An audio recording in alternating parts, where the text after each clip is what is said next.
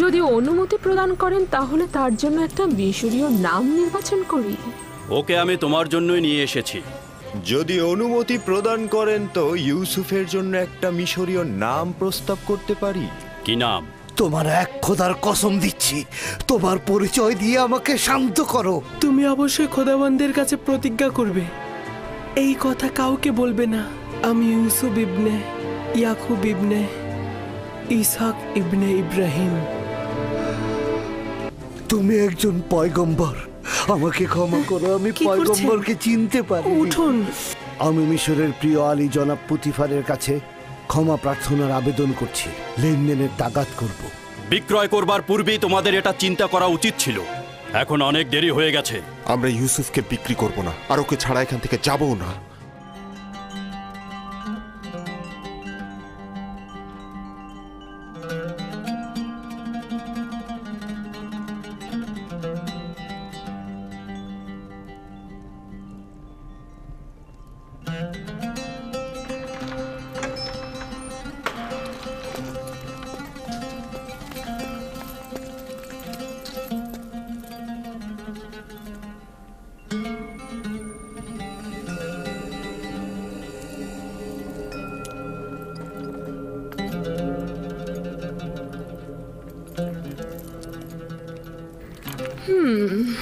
নিশ্চয়ই খোদা তোমাকে নিজ হাতে তৈরি করেছে, আর কতটা সৌন্দর্য দিয়েছে সেটা কি তুমি জানো? রাজমহলের তত্ত্বাবধায়ক হানিফারকে ডেকে আনা হোক।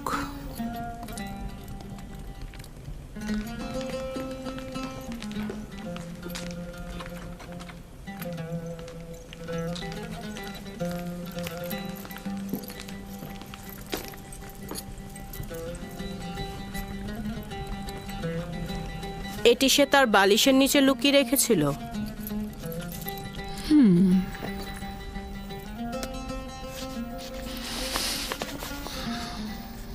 আমার বানু, এটা ইউজারসিফকে কেনার সনদ। শামুন নামের একজন ইউজারসিফকে মালিকের নিকট বিক্রয় করেছেন। এটা তো রাজমহলে থাকা উচিত, তোমার কাছে নয়। আপনি যা ভালো মনে করেন।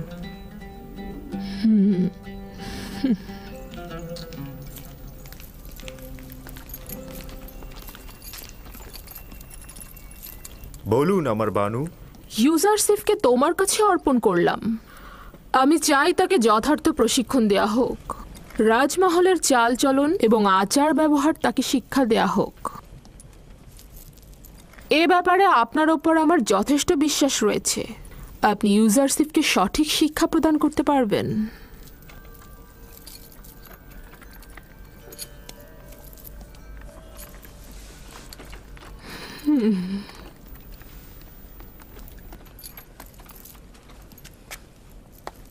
দেখে কিন্তু মনে হচ্ছে না সম্মান প্রদর্শনের এই ভঙ্গি সে উপভোগ করছে। এই মরুচারী তো ভেড়া চড়ানোই জানে না, আর আপনি ওর কাছে সম্মান প্রদর্শন আশা করছেন? ওর তো বংশ পরিচয় নিয়েই আমি সন্দিহান। ও সম্মান প্রদর্শন শিখবে কোত্থেকে?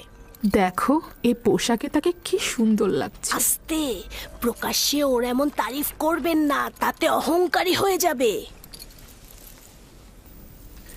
এসো আমার সঙ্গে।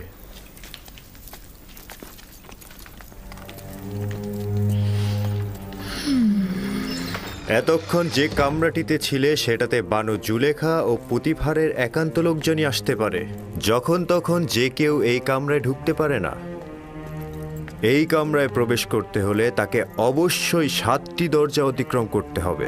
এই 7টি দরজা শক্তভাবে তালাবদ্ধ থাকে, আর তালাবদ্ধ অবস্থায় যে কেউ চাইলেই সেখানে প্রবেশ বা বাহির হতে পারে না।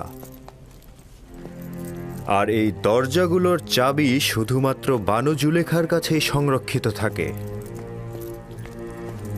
এই জায়গাটি হচ্ছে আমাদের রাজমহলের সবচেয়ে দৃষ্টিনন্দিত স্থান, আর এইখান থেকেই আমাদের প্রিয় মিশরের নীলনদ পর্যবেক্ষণ করা যায়।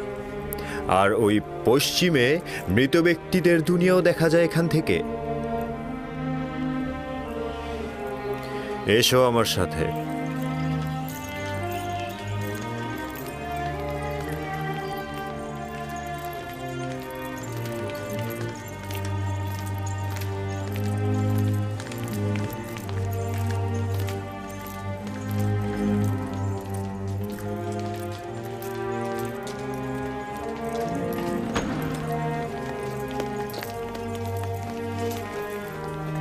এটি বানু জুলেখার নির্দিষ্ট কামরা।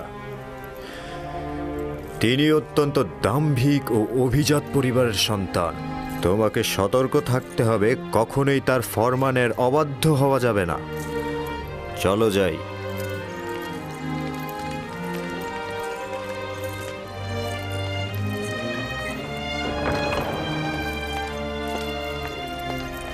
এটা জনাব পুতিফারের খাস বিশ্রামাগার ও কিতাবখানা। জনাব পুতিফার হলেন মিশরের দ্বিতীয় শ্রেষ্ঠ ব্যক্তি। তোমাকে শিখতে হবে কিভাবে রাজ্যের সম্মানিত ব্যক্তিদেরকে কুর্নিশ করে সম্মান দিতে হয়। ও হচ্ছে সুপার, কিতাবখানা রক্ষক এবং জনাব পুতিফারের বইগুলোর বিশেষ পাঠক। চলো যাই।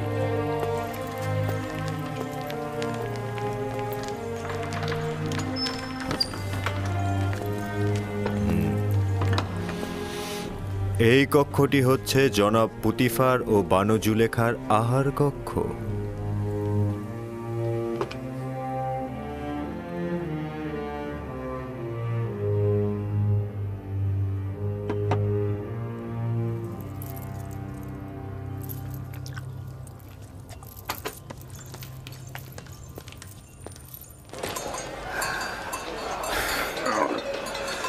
আমি যে করেই হোক ইউসুফকে নাজাত দেব, তার মুক্তির পথ খুঁজব। এমন ভাবে বললেন যেন ইউসুফ জেলখানায় আর আপনি তাকে মুক্ত করবেন। কয়েদখানায় থাকা আর গোলামি করা তো একই। কিন্তু পুতিফারের রাজমহলে ওর মতো গোলাম আর একজনও নেই। যদি পাখির জন্য আকর্ষণীয় খাঁচা বানানো হয়, তবে কি সেটা পাখির জন্য খাঁচা নয়? ইউসুফকে মুক্ত করে ইয়াকুবের কাছে নিয়ে যাব। এর আগে আমি কিছুতেই মিশর ত্যাগ করব না। কিন্তু আপনি দেখেছেন পুতিফার আর ওর স্ত্রী ওকে কতটা ভালোবাসে। কিন্তু ইয়াকুব নবীর তুলনায় তা নগণ্য। ইউসুফের বিচ্ছেদে না জানি ইয়াকুবের কি অবস্থা হয়েছে। কিন্তু মালিক, ইউসুফ তো নিজেই বলেছে তার মিশরে আসাটা খোদাবন্ধের ইচ্ছায়। এটি আমার সর্বশেষ বাণিজ্য। যত দ্রুত সম্ভব জিনিসপত্র বিক্রি করে ব্যাবেলে ফিরে যাও। কি?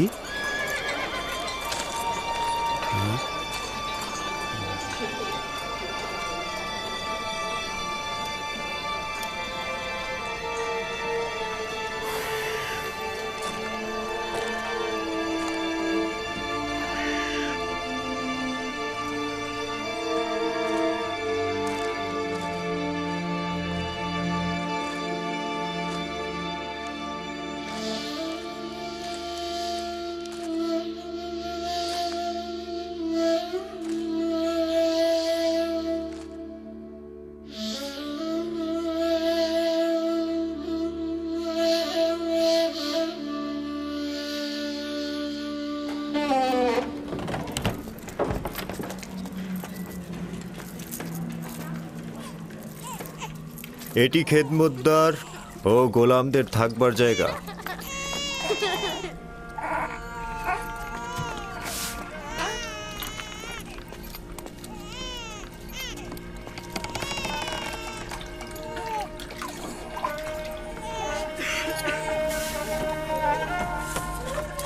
জনাব হানিফার এসেছে, জনাব হানিফার এসেছে, জনাব হানিফার এসেছে। এরা সকলেই জনাব পুতিফারের রাজমহলের খেদমতদার। এরা মহলের বিভিন্ন অংশে কাজ করে থাকে। কেউ কেউ প্যাপিরাসের খামারে কাজ করে, আবার কেউ কেউ তুলা চাষও করে।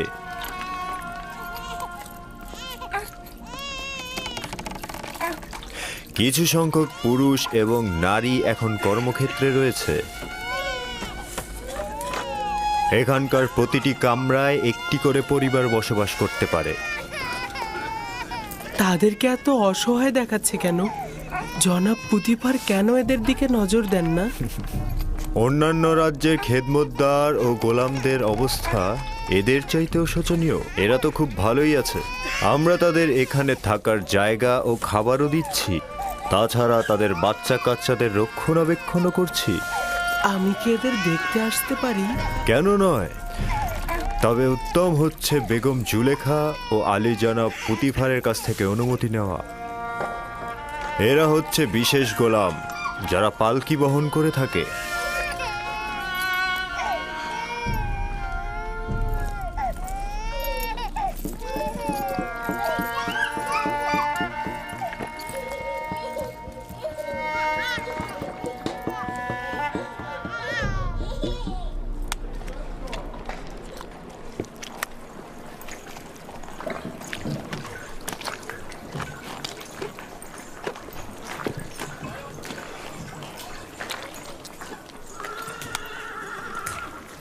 এখানে প্যাপিরাস থেকে লেখার কাগজ তৈরি হয়। আলী জনাব হানিফার ওপর দরুদ বর্ষিত হোক। এটা প্যাপিরাসের কাগজ, এটাতেই লেখা হয়। আমরা লেখার জন্য পশুর চামড়া ব্যবহার করতাম। এটা কিন্তু পশুর চামড়ার থেকেও উত্তম। তুমি কি লিখতেও পারো? যিনি আমাকে সৃষ্টি করেছেন তিনি লেখা শিখিয়েছেন। বাহ, বেশ ভালো। একজন গোলাম যদি লিখতে জানে সেটা মালিকের জন্য নিয়ামত স্বরূপ। তুমি কার কাছ থেকে শিখেছ বললে? আমার মালিকের কাছ থেকে। তিনি সব ভাষাই জানেন। খুব ভালো, চলো যাই, ওই দিকটা দেখাই।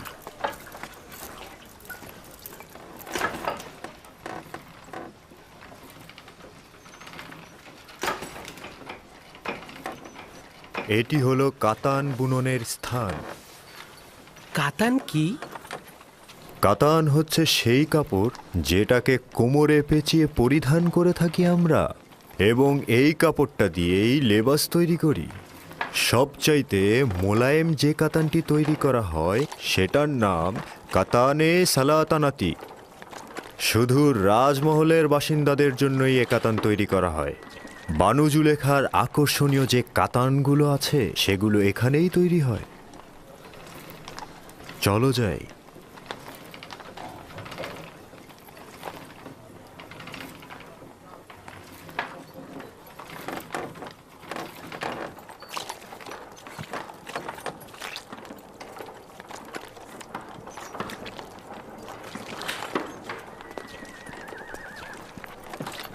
দেখছো, এখানে মাটির জিনিস তৈরি হয়।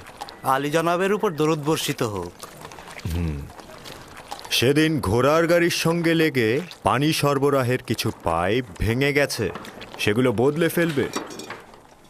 এই রকম হলে চলবে তো? হ্যাঁ হ্যাঁ, দ্রুত করবে। ঠিক আছে, চিন্তা করবেন না, সব সময় মতন হয়ে যাবে।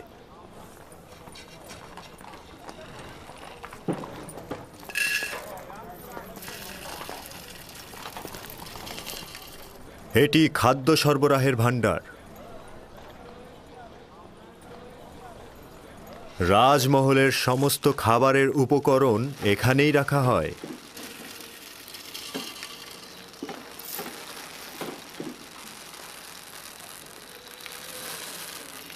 তোমার মন কোথায় পড়ে আছে? ঠিক মতো কাজ করো।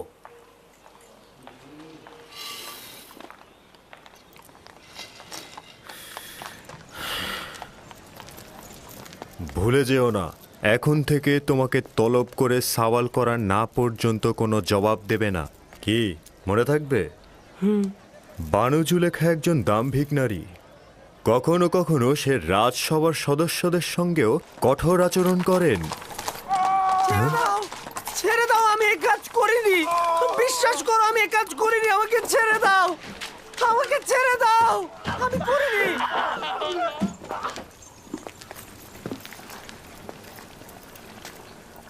এটি রাজমহলের রান্নাঘর।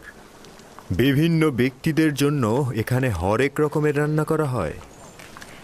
গোলাম ও খেদমতদারের জন্য আলাদা খাবার, দায়িত্বশীল ব্যক্তি ও তত্ত্বাবধায়কদের জন্যও আলাদা খাবার, এবং জনাব পুতিফার ও বানু জুলেখার জন্য স্বতন্ত্র খাবার তৈরি করা হয়। কেন অনেক রকম খাবার তৈরি করা হয়? সকলের জন্য একরকম খাবার তৈরি করলেই তো হয়।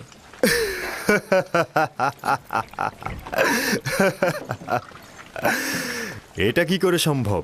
জনাব পুতিফার ও বানু জুলেখার গোলাম ও খেদমতদারগণ তো এক সমান নন।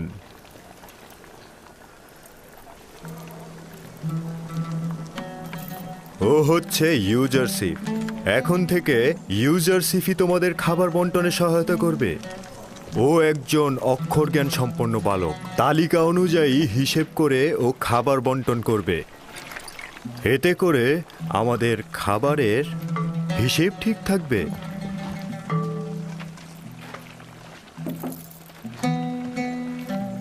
দেখেছো তোমাকে কত আগ্রহের সঙ্গে দেখছে, আর তোমার জন্যই এখানে জড়ো হয়েছে সবাই। তোমরা এখানে কি চাও? নিজেদের কাছে যাচ্ছ না কেন?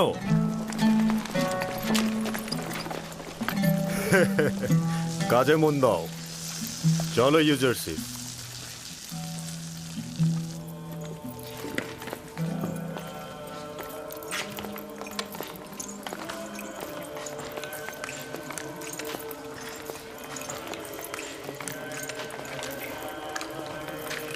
এইটা হলো রাজমহলের ইবাদতখানা। জনাব পুতিফার ও বানু জুলেখা এবং রাজমহলের ব্যক্তিরা এখানে ইবাদত করেন। আমরা নিজেদের খোদাকে এখানে সংরক্ষণ করে রাখি। তার মানে আপনাদের খোদার থাকার জন্য বসবাসের জায়গা দরকার? অবশ্যই দরকার। খোদাকে তো আর খোলা আকাশের নিচে রোদ বৃষ্টিতে রাখা যায় না।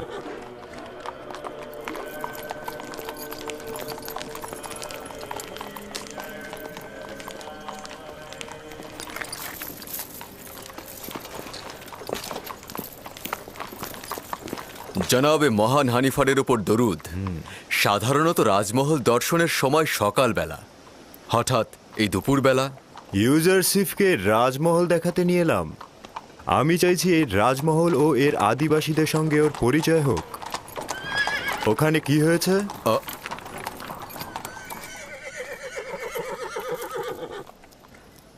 রাজমহল থেকে জোহর চুরি হয়েছে।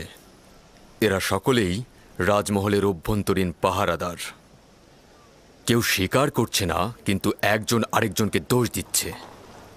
তাই নাকি? চলো দেখছি ব্যাপারটা।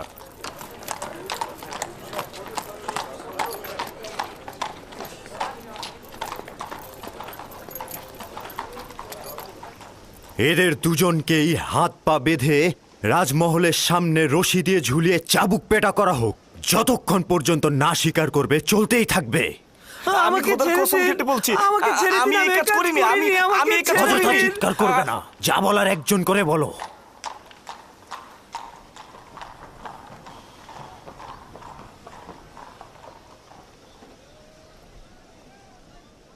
কিন্তু জনাব হানিফার, মহান খোদার কসম, আমি অপরাধী নই। সত্যি বলছি, আমি চুরি করিনি।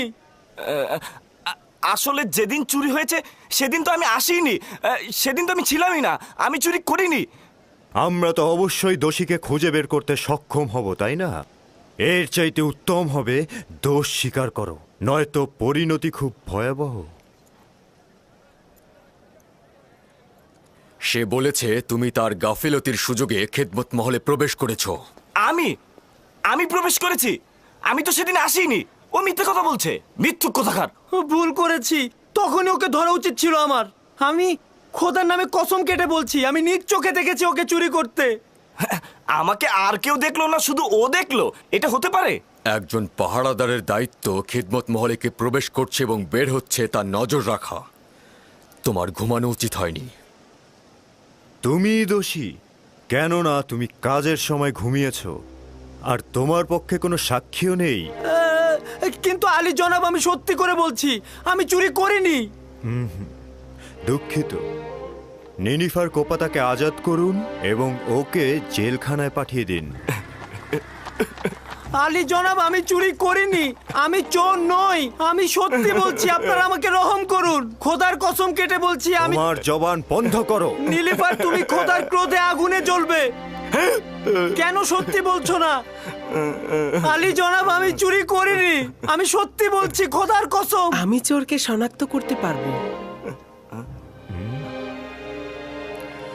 না পুত্র আমার, এটা তোমার কাজ নয়। আমি আপনাদেরকে নিশ্চয়তা দিচ্ছি। আপনারা কি চোরকে শনাক্ত করতে চান না? চাই, কিন্তু তুমি কি করে চোরকে শনাক্ত করবে? আমার আব্বাজান শিখিয়েছে। তিনি ফয়সালা নির্ধারণে দক্ষ ছিলেন।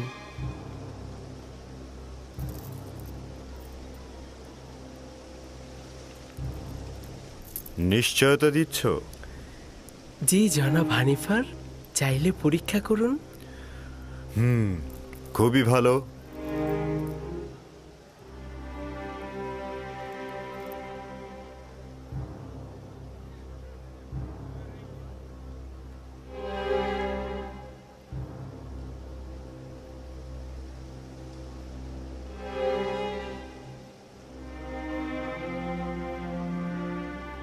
আমি জানি চোরকে। আমি আশা করছি সে নিজে থেকে দোষ স্বীকার করে তার শাস্তি কমিয়ে নেবে।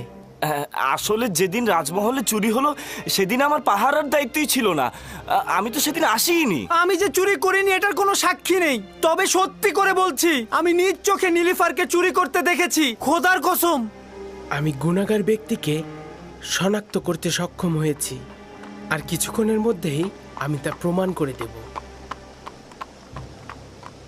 জনাব হানিফার, আমি চোরকে শনাক্ত করে ফেলেছি। আপনি অবশ্যই তার গর্দানটা কেটে ফেলবেন। আমি শুধু চাইছি তাকে শনাক্ত করতে।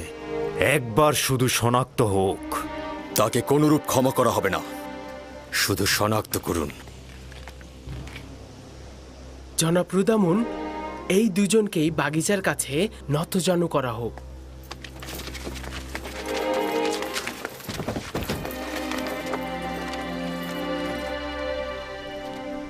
তাদের চক্ষু যুগল বেঁধে ফেলা হোক।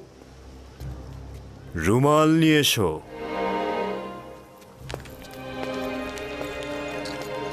তার হাত বেঁধে ফেলো।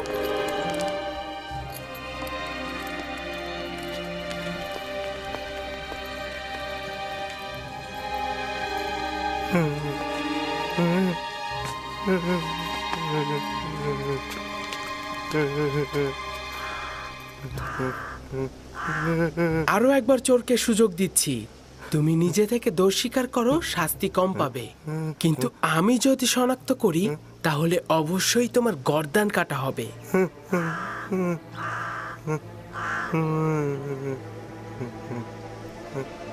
সেই চোর, আপনার তরবারি বের করুন।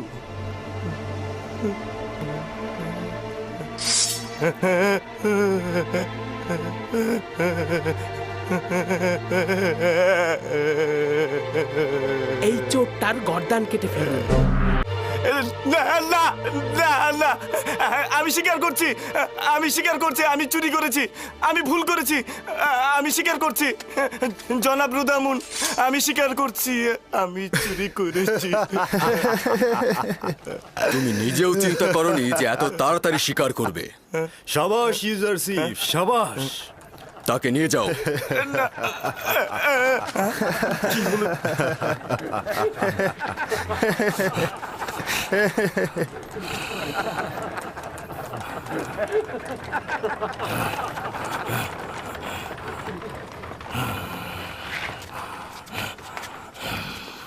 শাবাশ পুত্র আমার, চিন্তিত ছিলাম।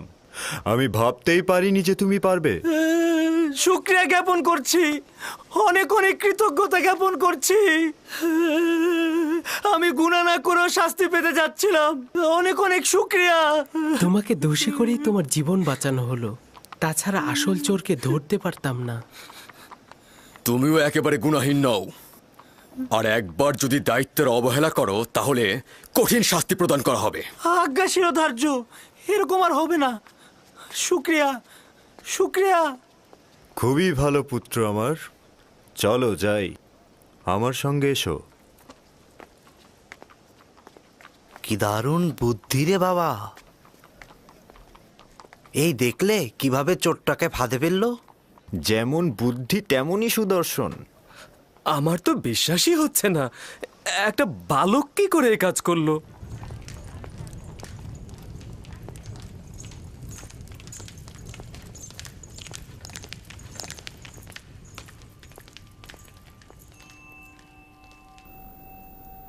সে তো ভেবেছিল আমরা তার শিরচ্ছেদ করছি, সঙ্গে সঙ্গে সে তার জায়গা থেকে উঠে দাঁড়ালো এবং গুনাহ স্বীকার করে নিল। সে তো ভয়ে বলতে থাকলো যে না না, শিরচ্ছেদ করো না, গুনাহ আমি করেছি, আমি চুরি করেছি, আমি আমার দোষ স্বীকার করছি। ইউজারশিপের এই চতুরতা দেখে সবাই তো একদম অবাক হয়ে গেল। কেউ তো চিন্তাও করতে পারেনি তার মতো একটা বালক এত তীক্ষ্ণ বুদ্ধি সম্পন্ন। আমি অবশ্যই জনাব পুতিফারের কাছে মূল্যবান হাদিয়ার জন্য শুকরিয়া জ্ঞাপন করব। ইউজারশিপ খুব বুদ্ধিমান এবং অক্ষর জ্ঞান সম্পন্ন বালক। আজ থেকে কেউ অতিরিক্ত খাবার নিতে পারবে না। যার যতটুকু দরকার ততটুকুই হিসেব করে খাবার বিতরণ করবে সে। একজন অক্ষর জ্ঞান সম্পন্ন গোলাম তার মালিকের কাছে নিয়ামত স্বরূপ। ইউজারসিফের বিশ্রামাগার কোথায় নির্ধারণ করেছেন? এখনো সিদ্ধান্ত গ্রহণ করিনি। গোলামদের থাকার জন্য নির্ধারিত স্থান রয়েছে, এখানে সিদ্ধান্তের কি দরকার? না, গোলামখানায় নয়, এখানেই রাজমহলের মধ্যে, যা গতরাতে নির্ধারণ করা হয়েছে। ইউজারসিফ, তুমি কি রাজি আছো? শুক্রিয়া জ্ঞাপন করছি। যদি অনুমতি দান করেন, আমার শোবার জায়গা রাজমহলের গোলামদের মধ্যে হলে উত্তম হবে। আমি বলবো তুমি কোথায় এবং কাদের সাথে জীবন গড়বে। বুঝতে পেরেছো?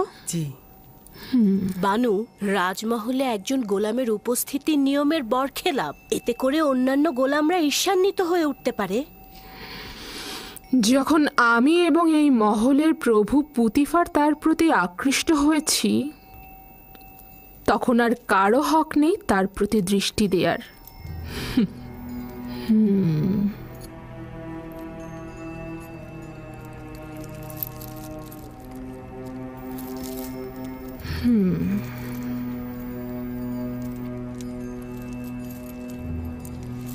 চলো।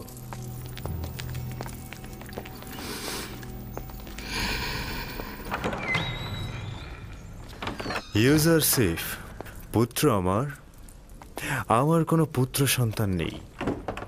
আমাকে তোমার পিতার ন্যায় জানবে এবং যে কোনো মুশকিলে আমাকে স্মরণ করবে। শুক্রিয়া জ্ঞাপন করছি।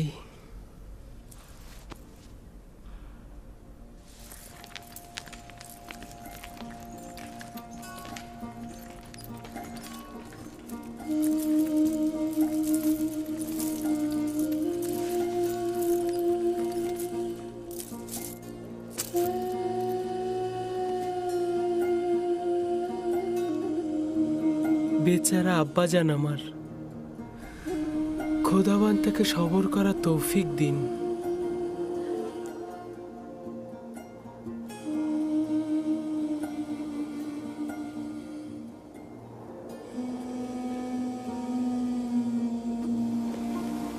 হে কানানের নেকড়ের পাল, তোমাদের বলছি, হে কানানের সমস্ত নেকড়ের পাল, তোমরা নিশ্চুপ কেন?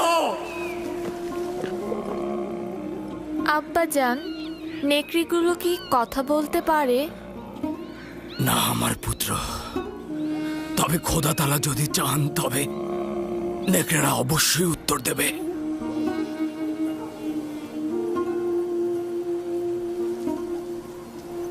দেখো দেখো আমার পুত্র, ওই যে একটা নেকড়ে, দেখো ওরা আসছে।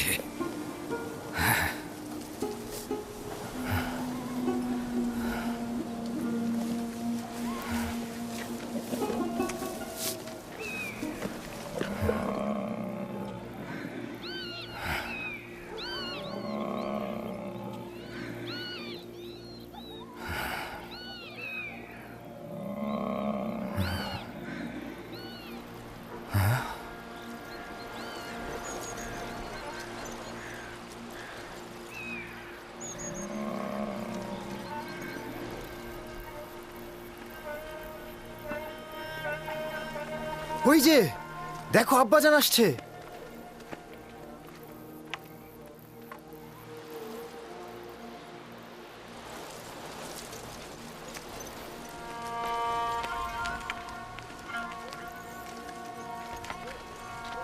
এখনো বলো, তোমরা তোমাদের ভাইয়ের সাথে কি করেছো?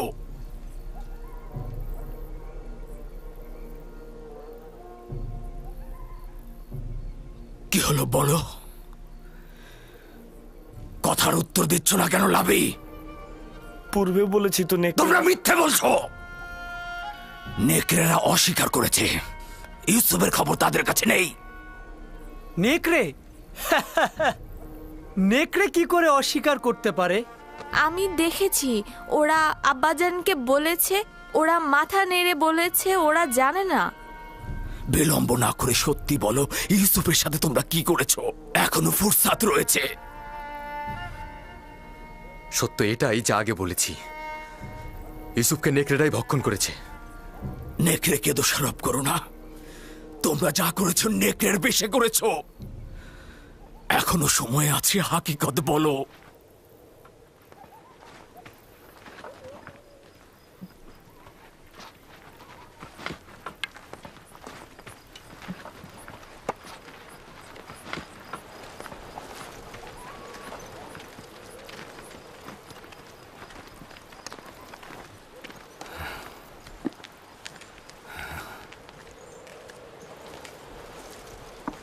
খোদা তাআলা সবাইকে তওবা পড়ার ফুরসাত দেন না। এখনো সময় রয়েছে, তোমরা তওবা পড়ে গুনাহ কবুল করো।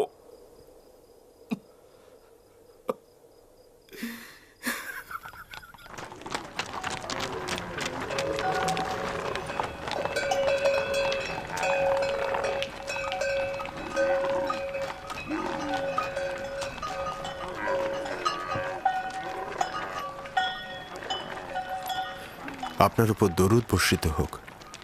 আশা করি আবার দেখা হবে। খোদা হাফেজ। খোদা হাফেজ।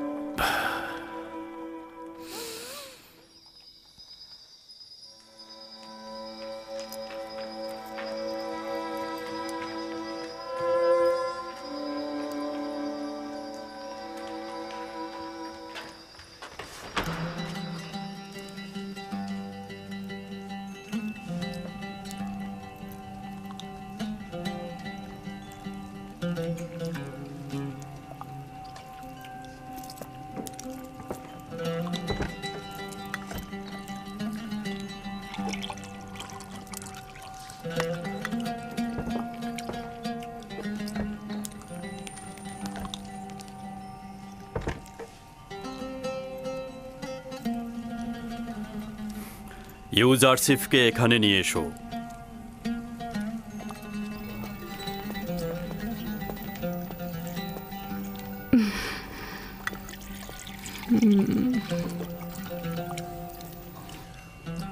এতদিন তোমার সঙ্গে জীবনযাপন করে আমি উপলব্ধি করলাম যে আমি কখনো সন্তানের অধিকারী হব না। আমি তোমাকে জননীর নিয়ামত থেকে বঞ্চিত করতে চাই না। আমাদের খুব বেশি বছর হয়নি আমরা নিকাবন্ধনে আবদ্ধ হয়েছি। কে জানে ভবিষ্যতে আমরা সন্তানের অধিকারী হতেও পারি। পূর্বে থেকেই জনাব পুতিফারের প্রতি আমার ভালোবাসার সন্তান না থাকার কারণে নয়, বুঝতেই পারছেন। তোমার মহব্বতের প্রতি আমার বিন্দুমাত্র সন্দেহ নেই। আমি ইউজারশিফকে ঠিক এই কারণেই তোমার কাছে অর্পণ করেছি। আমি জানি এরকম একটা সন্তান তুমি যদি পাও তবে তুমি এতে অবশ্যই আনন্দিত হবে। কোনো কিছুই আপনার মহব্বতের তুলনায় আমাকে আনন্দিত করবে না। ইউজারশিফকে আমি আপনার হাদিয়ার ন্যায় মহব্বত করব।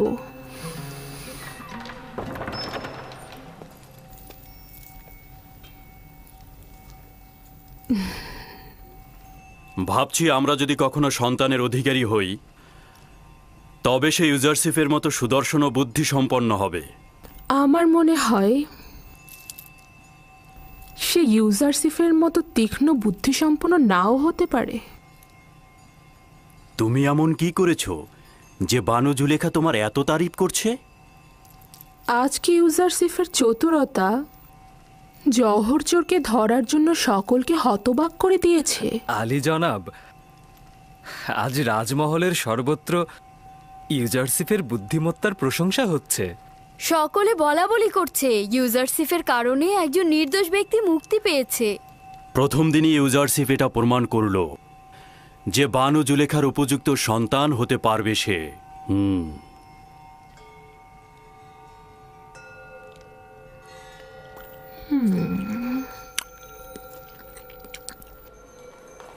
আমি নিজে শুনেছি ইউজারশিফকে সন্তান হিসেবে গ্রহণ করার সিদ্ধান্ত হয়েছে। তাই নাকি? জুলেখা কি সত্যি সত্যি এই সিদ্ধান্ত মেনে নিয়েছে? না, মুখে কিছু বলেনি, তবে রাজি আছে মনে হলো।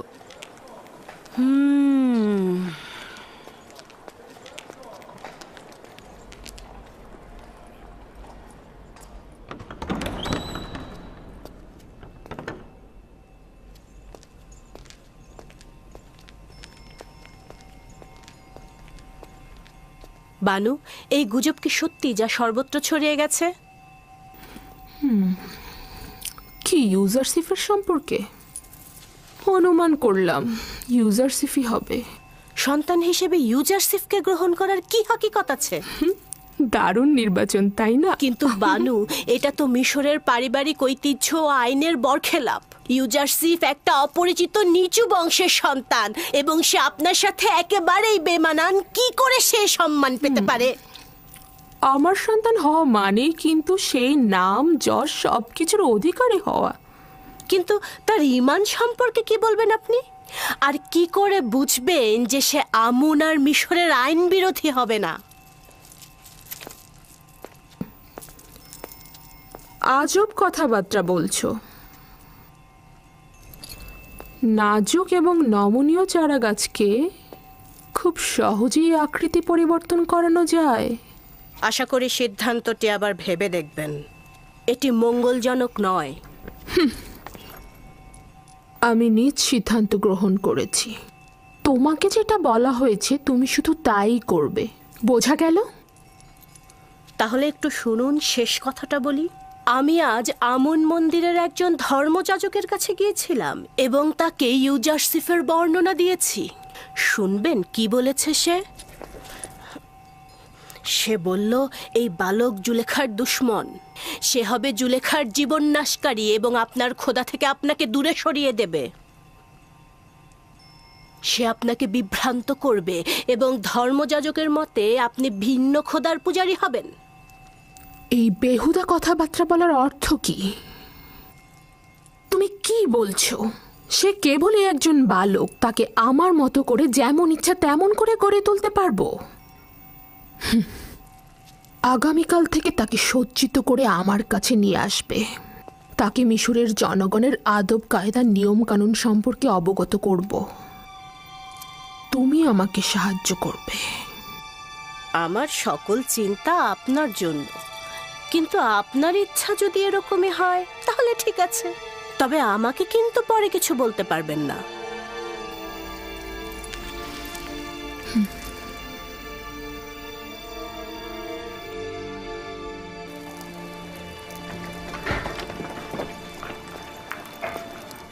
জনাব পুতিফারের খাবার নিতে এসেছি। হয়েছে? ইউজারসিফ না আসা পর্যন্ত খাবার দেওয়া হবে না। ইউজারসিফকে খাবারের দায়িত্ব দেওয়া হয়েছে। ইউজারসিফ খুব ভাগ্যবান একটা ছেলে। ওকে পুতিফার ও জুলেখা চাচ্ছে নিজের সন্তান হিসেবে স্বীকৃতি দিতে।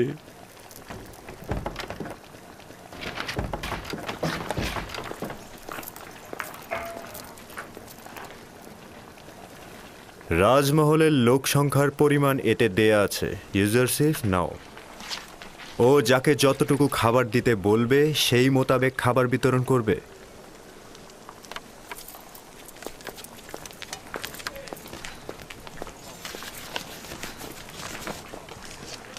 পাহারাদারদের 20 জনের খাবার।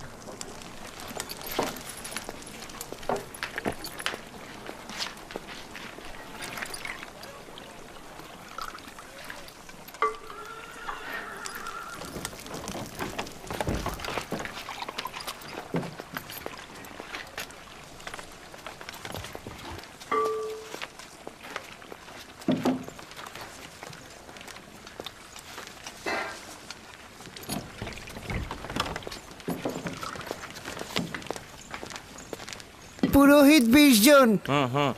ইবাদতখানায় পুরোহিতের সংখ্যা 5 জন, তবে 20 জন কেন?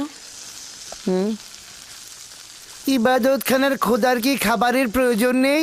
তার মানে তোমাদের খোদাও কি খাবার গ্রহণ করে? না, খাবার খায় না। কিন্তু তার সামনে কি খাবার দেওয়া উচিত নয়, যাতে বান্দাদের খাবারের বরকত বাড়ে? ভালো কথা।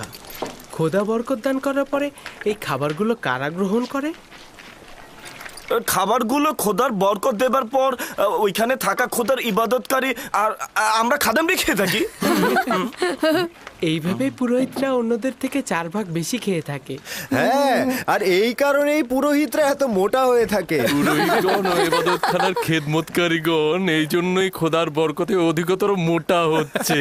আর এই কারণেই রাজমহলের অনেকেই খাবার পায় না। ভালো বলছো। আর এভাবে খোদা যদি বরকত না দেন তাহলে ওরা শুকিয়ে যাবে। ভাগ্যিস খোদা তালা খায়, না খেলে তো কি অবস্থা হতো।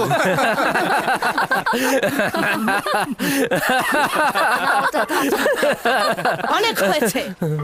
তোমরা যদি ইবাদতখানার খাদেমের কাছে লজ্জিত না হও তবে অন্তত খোদার কাছে তো লজ্জিত হও। চলো।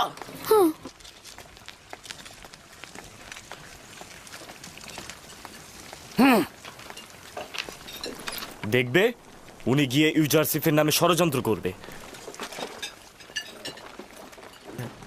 এখানে ইবাদতখানার পুরোহিত ও খেদমতদারের সংখ্যা 5 জন উল্লেখ করা হয়েছে। এর বেশি খাবার দেওয়া উচিত হবে না। এসব নিয়ে তোমাকে মাথা ঘামাতে হবে না, আমরা সব সময় 20 জনের খাবার নিয়ে থাকি।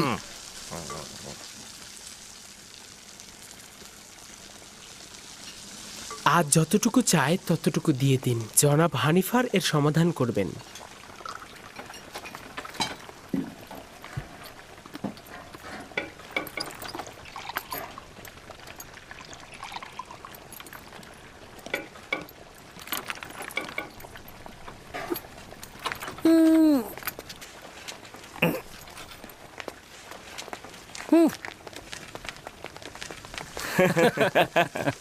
খোদার নামে খাবারগুলো পুরোহিতদের পেটেই যায়। কিন্তু এটা নিয়ে এখন পর্যন্ত কেউ প্রতিবাদ করেনি।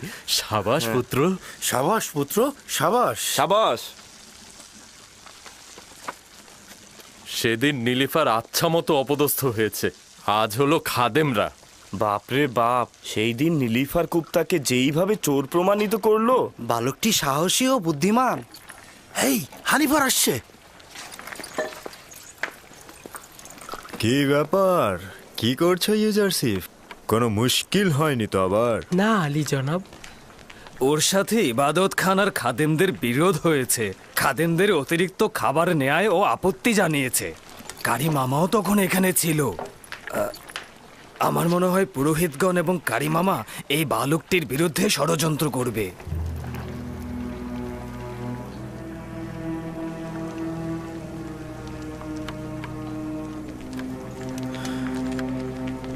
আলী জনাবের খাবার প্রস্তুত হয়েছে?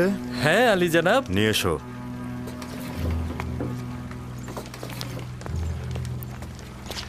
তুমিও এসো ইউজারসিফ। সবাইকে তালিকা অনুযায়ী খাবার বিতরণ করবে ইউজারসিফ না আসা পর্যন্ত। এসো।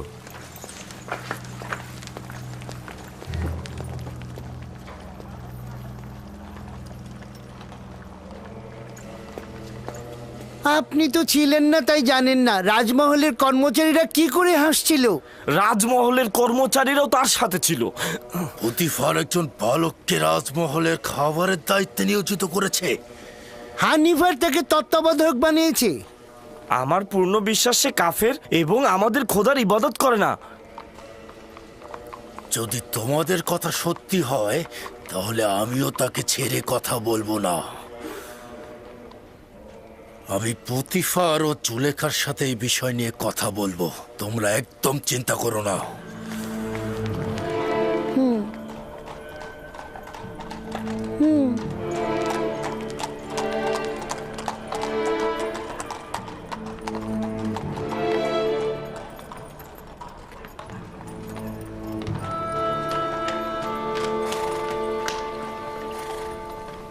ইউজারসিফ, ইউজারসিফ, তোমার সঙ্গে কথা আছে। মেনিসাপু, কি হয়েছে? এখানে কি করছো? তুমি আমাদের খোদার ইবাদত করো না কেন? তুমি কি কাফের? তোমার উদ্দেশ্যটা কি? পুরোহিত মেঙ্গি পুরোহিত খুপুকে বলছিল যে তুমি নাকি কাফের, আর এটা যদি প্রমাণিত হয় তবে তারা তোমাকে জীবিত রাখবে না। যদি আমার খোদা না চায় তাহলে কোনো কিছুই হবে না। তার মানে কি তুমি সত্যি সত্যি কাফের? তোমাকে নিশ্চয়তা দিচ্ছি আমি কাফের নই, আমি খোদার ইবাদতকারী। তার মানে কোন খোদা? তোমার খোদা, আমার খোদা, আমাদের সকলের খোদা। খুবই ভালো, যাক আমি শান্তি পেলাম। তুমি কি জানো খোদা তাআলা তোমাকে নাজাতের জন্য আমাকে পাঠিয়েছে? আমাকে কিছু বললে? না না, আমি নিজের সঙ্গেই কথা বলছিলাম। কিছু হয়নি, তুমি যাও। এসো আমরা খেলা করি। আচ্ছা ঠিক আছে, আমি আসছি।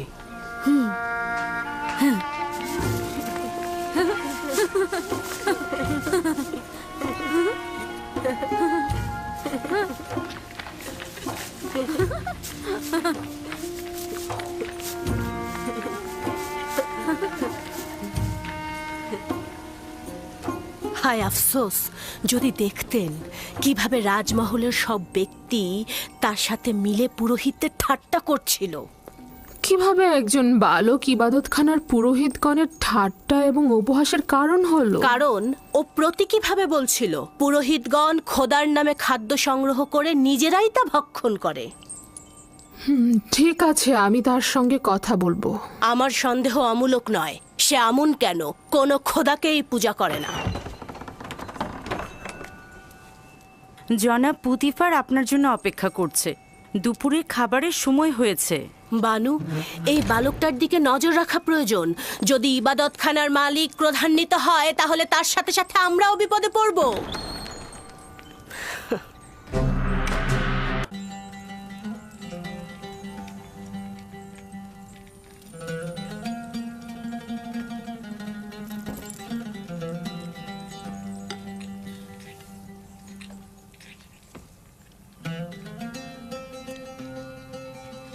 বাহ, সাবাস, অতুলনীয় খাবার। খাবার খুব সুস্বাদু হয়েছে।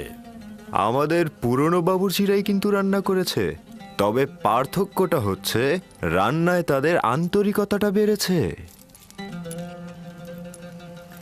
তার মানে বোঝা যাচ্ছে যে আন্তরিকতা খাবারের স্বাদকে বৃদ্ধি করে। শুধু রান্নায় নয় বানু জুলেখা, আন্তরিকতা যে কোনো কাজেরই মান বাড়ায়। কিন্তু পূর্বে তো এই মহব্বত ও আন্তরিকতা ছিল না। পূর্বে ইউজারশিপও ছিল না আলী জনাব।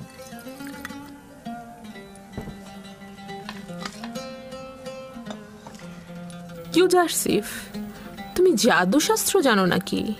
সবাইকে একেবারে মোহিত করে ফেলছো। জাদুশাস্ত্র? না বানু, এইটা কি? সে কাজকে ভালোবাসতে জানে, তার জাদু শেখার কোনো প্রয়োজনই নেই। আগামীকাল থেকে ইউজারশিপ রান্নাঘরের দায়িত্বের পাশাপাশি আমাদের খাবারের দায়িত্ব পালন করবে।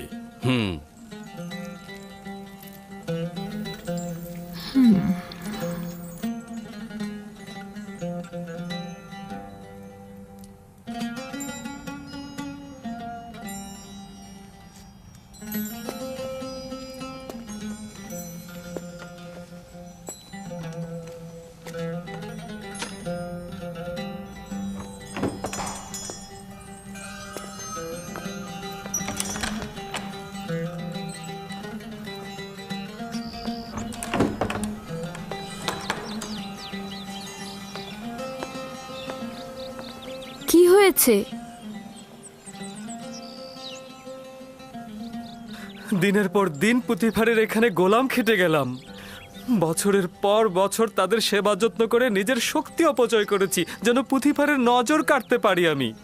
আর এখন একজন এব্রানি বালক যে কিনা মরুভূমিতে ভেড়া চড়াতো, তাকেই পুতিফার সব দায়িত্ব দিয়ে দিল। এতে ইউজারসিফের দোষ কি? এ তো পুতিফারেরই সিদ্ধান্ত। তবে আমার মনে হয় না ইউজারসিফ এই দায়িত্ব পালন করতে পারবে। আমি এখন কি করব? আমাকে এখন মরুভূমিতে উটের দায়িত্ব দিবে, না হয় হয়তো পাথর খনিতে কাজে লাগাবে। আমি বলছি কি, তুমি ইউজারসিফের সাথে কথা বলো, হানিফারের সাথেও বলতে পারো।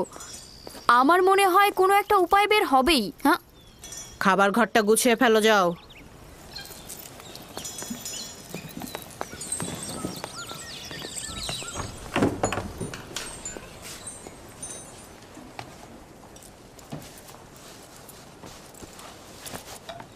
কি ওখানে ওভাবে দাঁড়িয়ে থাকবে নাকি? আমাদের একটু সাহায্য করো। এখন থেকে পুতিফারের দস্তরখানার দায়িত্ব এই ইউজারসিফের। আমার অধিকার নেই হস্তক্ষেপ করার। তুমি কি আমার উপরে রেগে আছো? মনে হচ্ছে তুমি কিছুই জানো না। তোমার কারণেই তো সব নষ্ট হয়ে গেল। হায় আফসোস, কত দিন ধরে চেষ্টা করেছি খানসামার জায়গায় পৌঁছাতে। এখন সম্ভবত ওকে কোনো শস্য খামারে পাঠানো হবে অথবা পাথরের খনিতে।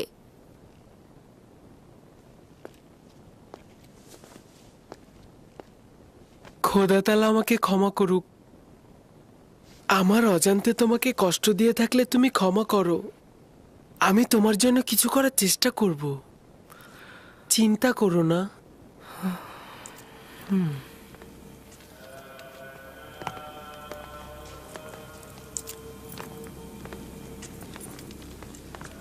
বানু জুলেখা আসছে আলী জনাব।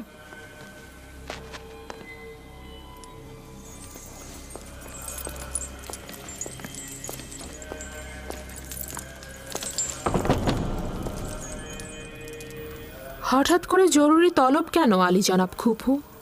আফসোস হ্যাঁ বানু, আমার মন্দিরের সিদ্ধান্ত নেবে একজন তুচ্ছ বালক, সে কিনা ভেড়া চড়াতো। আমার মনে হচ্ছে আপনার কোথাও বা ভুল হচ্ছে।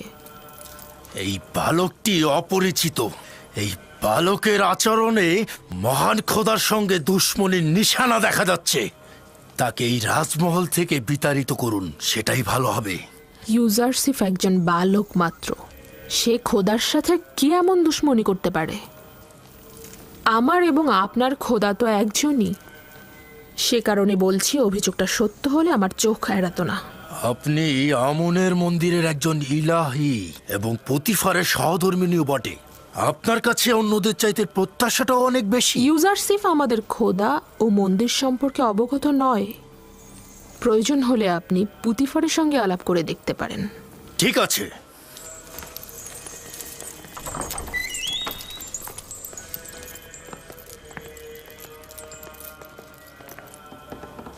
আলী জনাব, আপনি কি সিদ্ধান্ত নিয়েছেন যে একজন বালক রাজমহলের খাবার বন্টনের দায়িত্ব নেবেন? ইউজারসিফ তো শুধু খাবার বন্টনের তালিকা দেখে খাবার বিতরণ করতে চেয়েছেন।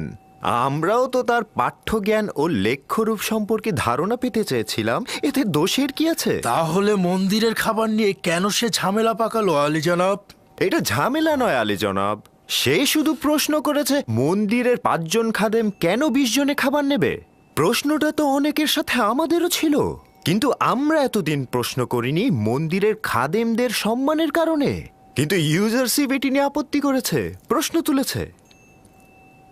খোদার নামে যে খাবারটি নেওয়া হয় সেটি ইবাদত শেষে পুরোহিতরা খায়, আর এই বালকের সেটা বোঝার কথা নয়। কে বলেছে তোমাদেরকে খোদার খাবার খেতে? তোমাদের জন্য তো খাবার পাঠানোই হয়, তাহলে বেশি খাবার কেন খাও? তোমার মতো মোটা করতে সবাইকে, আর রাজ্যের অন্য সবাই না খেয়ে রোগা ও দুর্বল হয়ে যাবে কেন? বাহ জনাব পুতিফার, আপনি আমাদের খেদমতগার ও গোলামের সঙ্গে তুলনা করছেন। আমরা আমন খোদার পুরোহিত, যিনি কিনা মিশরের খোদারও খোদা। এই রাজমহলের কর্মচারীরাও আমনের বান্দা এবং নিজেদের খোদাবান্দের খেদমতগার। পার্থক্য এই যে রাজমহলের কর্মচারীগণ নিজেদের খোদাবান্দের জন্য কষ্ট সহিষ্ণু কাজ করে থাকে, কিন্তু মন্দিরের খাদেমগণ তাদের নিজেদের খোদার জন্য কিছুই করেন না, শুধুমাত্র তার খাবার খেয়ে দিনে দিনে মোটা হয়ে যান।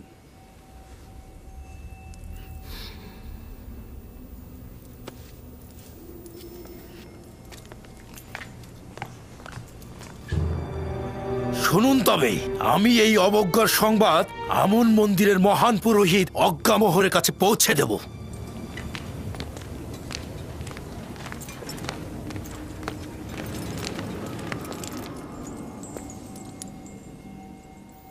ইউজারসিফের প্রতি ভালোবাসা নিজের কাছে, কিন্তু তার জন্যে পুরোহিতদের মনে কষ্ট দেওয়া কি ঠিক হচ্ছে? এটা ইউজারসিফের কারণে নয়, মিশরের দরবার ও আমুন মন্দিরের মতবিরোধ শত শত বছর ধরে চলছে।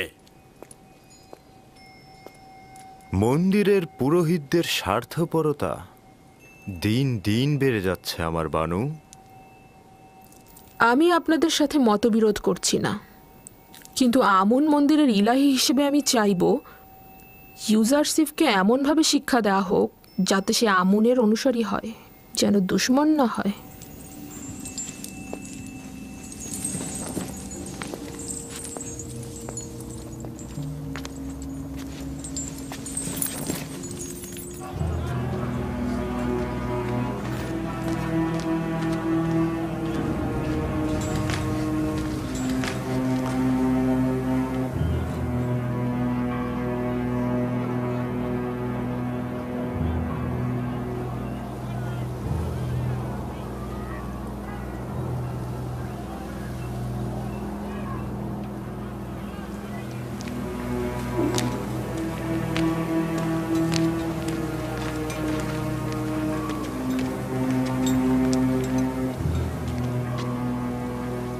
দরুদ আমুন মন্দিরের মহান পুরোহিত আলী জনাব অজ্ঞামোহর।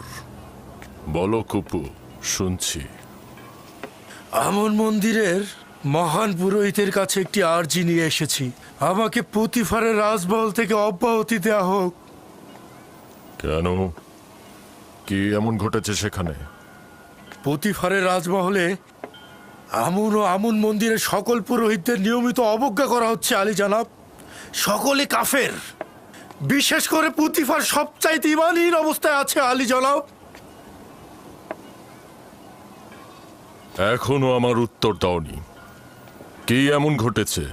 একজন ইব্রানি বালক ইউজারশিপ আমুন মন্দিরের সকল পুরোহিতদের বিপরীত চারণ করেছে, সবাইকে আমাদের বিরুদ্ধে উত্তেজিত করে তুলেছে এবং আমাদেরকে ধীরে ধীরে সকলের সামনে হাসি ঠাট্টার পাত্রে পরিণত করছে আলী জনাব। একজন বালক তোমাদের এত সব বিপদে ফেলছে? আমি তো ভেবেছিলাম আমেন হতে অথবা পুতিফার মন্দিরের সাথে দুশ্মনী করছে। কল্পনাও করিনি একজন বালকের নামে নালিশ করবে। কিন্তু সে তো একজন মামুলি বন্ধ বালক। করো, বন্ধ করো। তোমার রাজমহল ত্যাগ করা উচিত হয়নি। কেউ জেনে ফেলার আগেই এক্ষুনি ফিরে যাও। পুতিফারের মহলেই তোমাকে বেশি প্রয়োজন। আমরা মিশরের প্রতাপশালী রাজাধিরাজ আমেন হতেবের উৎখাতের প্রতীক্ষায় আছি। আর এই সময় কিনা এক মহান পুরোহিত এক নগণ্য বালকের মোকাবেলায় পরাজিত হয়ে মাথা নিচু করে পালিয়ে এসেছে। লজ্জা করছে না তোমার? যাও, যাও এখান থেকে।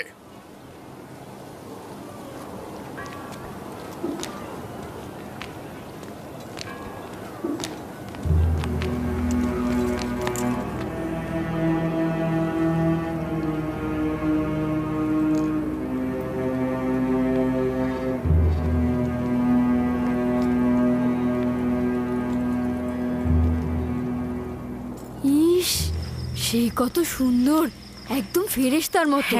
হ্যাঁ ঠিক বলেছো। আর কি সুন্দর গায়ের রং, কি সুন্দর চোখ। একে তো আগে কখনো দেখিনি। বালক, এত সুন্দর বালক আমি আমার জীবনেও দেখিনি। ও কবে এসেছে? ঠিক বলেছো, আমিও কোনোদিন দেখিনি। ও মা, দাঁড়িয়ে দাঁড়িয়ে কি দেখছো? খাবার নেবে না?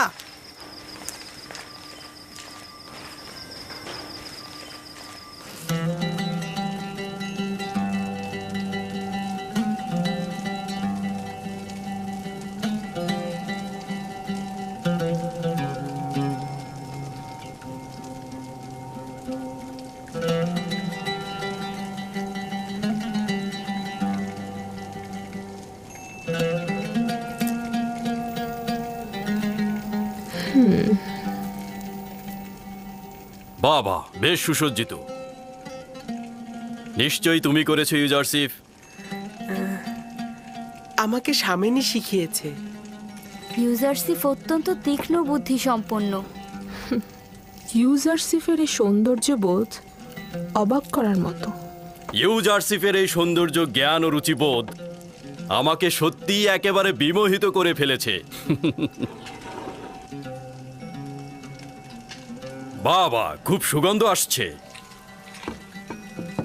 অনেক শুক্রিয়া ইউজারশিপ।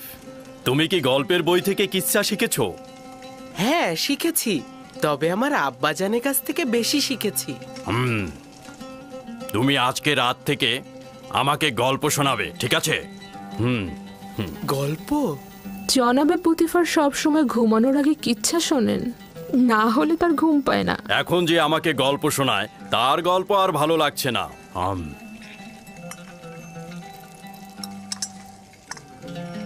কি ব্যাপার, কিছু বলছো না তো? দুঃখিত আলী জনাব। তাহলে আপনার বর্তমান কিতাব পাঠকের কি হবে? সুপার, ও ভিন্ন কোনো কাজে যোগ দেবে। আমি তো এখন তার বিপরীতেই কাজ করছি। এর জন্য সে অনেক কষ্ট পাচ্ছে আলী জনাব। এর কারণে আমারও অনেক কষ্ট হচ্ছে। আমি তাকে আর কষ্ট দিতে পারবো না। তোমার কল্পের দয়া ও মমতা আমাকে মুগ্ধ করেছে। তুমি বলতে চাচ্ছ সুপারকে আমি উত্তম কোনো পেশায় নিয়োজিত করব, এই তো? আপনি চাইলে তাদের পূর্বের চাকরি ফিরিয়ে দিতে পারেন। আমি চাই না আমার কারণে কেউ কষ্ট পাক। আমি কাউকেই কষ্ট দিতে পারবো না। চিন্তা করো না, হানিফারকে আমি বলে দেব সুপারকে যেন উত্তম কোনো কাজে নিয়োজিত করে, ঠিক আছে? আজ থেকে তুমি আমার কিতাবখানা সংরক্ষক ও কিতাব পাঠক। জনাব পুতিফার, ইউজারসিফকে কিন্তু আমাকে হাদিয়া হিসেবে দিয়েছিলেন, মনে আছে তো?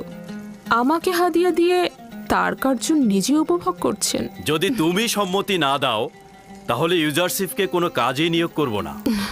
আমার অভিপ্রায় ছিল মজা করা। ইউজারসিফ তাই করবে যা এই মহলের খোদাবন চাইবেন। তার উচিত হবে সবসময় আপনার প্রতি কৃতজ্ঞতা জ্ঞাপন করা এবং কখনোই মেহেরবানির অপব্যবহার না করা। আমি সর্বদাময় নিজের জাহাপানা খোদাবন্দের কাছে কৃতজ্ঞ থাকব।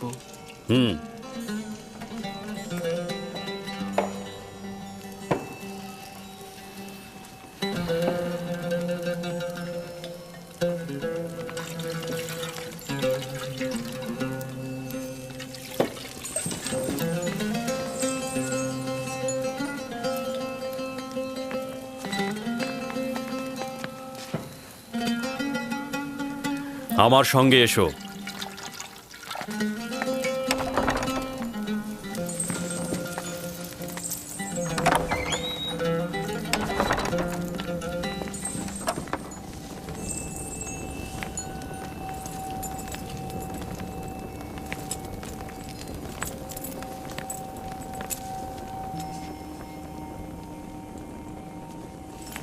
এটি অমূল্য রত্ন ভাণ্ডার, এর জন্য আমাকে যথেষ্ট পরিশ্রম করতে হয়েছে।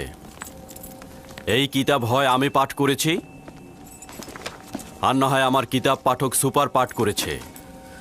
জাহাপানা, আমাকে আজকে কোন কিতাবটি পাঠ করতে হবে?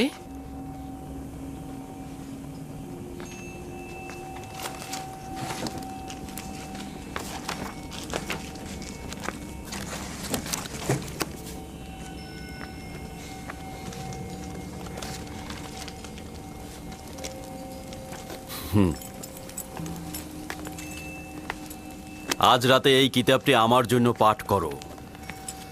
এটি এমন একটি কিতাব যেখানে মিশরের ভবিষ্যৎ সম্পর্কে ইশারা করা হয়েছে।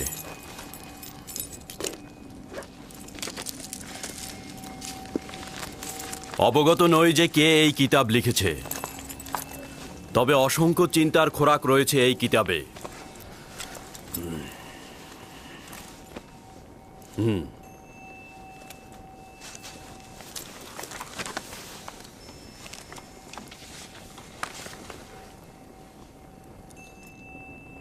মিশরের ক্ষমতা চিরস্থায়ী নয়, শাসনের জুলুম চিরকাল থাকবে না।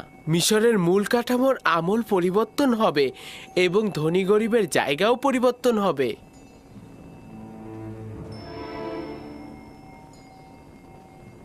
ভিন্ন ধারা প্রতিষ্ঠায় রক্তক্ষয়ী কলহ সৃষ্টি হবে। বৃত্তশালীগণ তাদের প্রাসাদ থেকে বঞ্চিত হবে। আমন খোদা তার পূজা অর্চনা হারাবে এবং শক্তিশালী খোদা আসবে। হুকুমত জনগণের মধ্যে চলে আসবে এবং শক্তিশালী খোদার ইবাদত হবে। আমিও ধারণা করছি এই কিতাবের বাণী বাস্তব ক্ষেত্রে রূপায়িত হবে।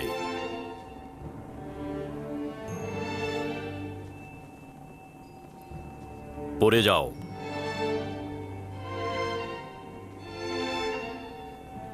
কি চিন্তা করছি ইউজারসিফ? ভাবছি আমি জ্ঞাত আছি। এই ঘটনা শুধুমাত্র এলাহির দূতই করতে পারেন। শুধুমাত্র সেই পারেন সম্পদশালী ও জুলুমকারীর ক্ষমতাকে ভোজবাজি থেকে টেনে নামাতে। তিনি পারবেন আমুনের পূজা অর্চনা বন্ধ করে তার ইবাদতের আলো ছড়িয়ে দিতে। না, আমি এটা ধারণা করছি। তোমার কথায় বোঝা যায় তোমার চিন্তা চেতনা অনেক উঁচু মানের। এগুলো কোথা থেকে জেনেছো?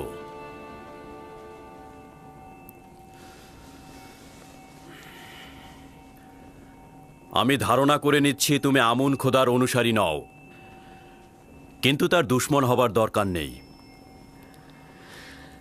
আমন শুধুমাত্র হস্তনির্ভর একটি পাথর, এছাড়া কিছু নয়। তার সঙ্গে দুশমনির কি আছে?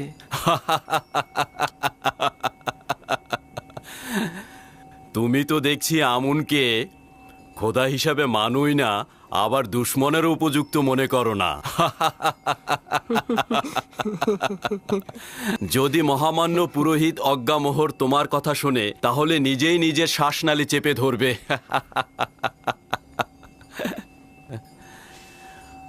ভুল করেও নিজের মনের ভাব অন্যের কাছে প্রকাশ করবে না, বিশেষ করে জুলেখার কাছে তো নয়, কারণ সে অনেক সংবেদনশীল।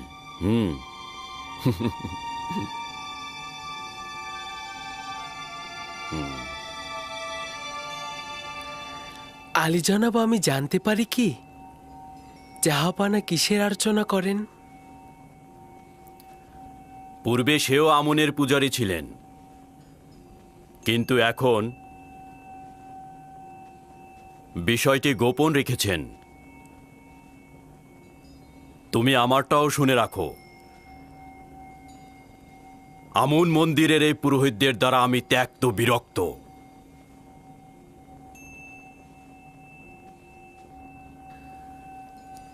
এই বিরক্তির কারণ কি জানতে পারি জাহাপানা? এই মন্দিরের প্রভু দাম্ভিক ও স্বার্থান্বেষী।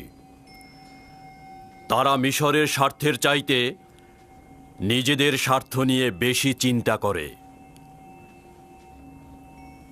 যাক, বাদ দাও, আজকে আর পড়তে হবে না। যাও, বিশ্রাম করো।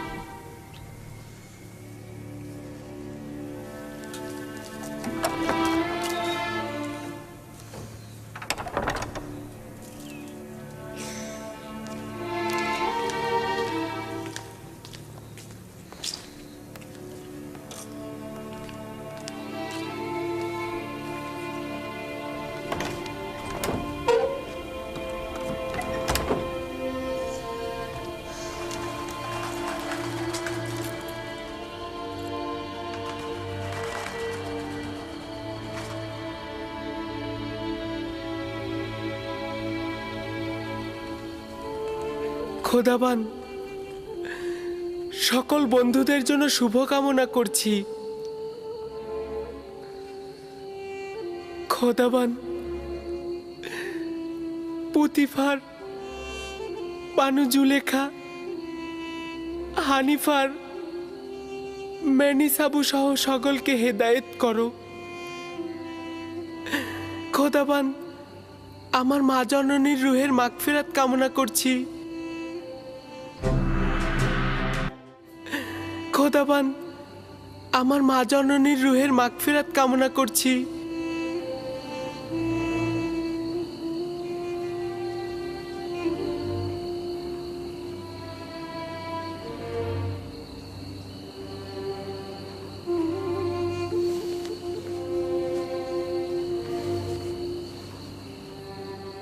খোদাবান, আমার আব্বাজান ইয়াকুবের জন্য সবর ধরার তাগাদ করছি।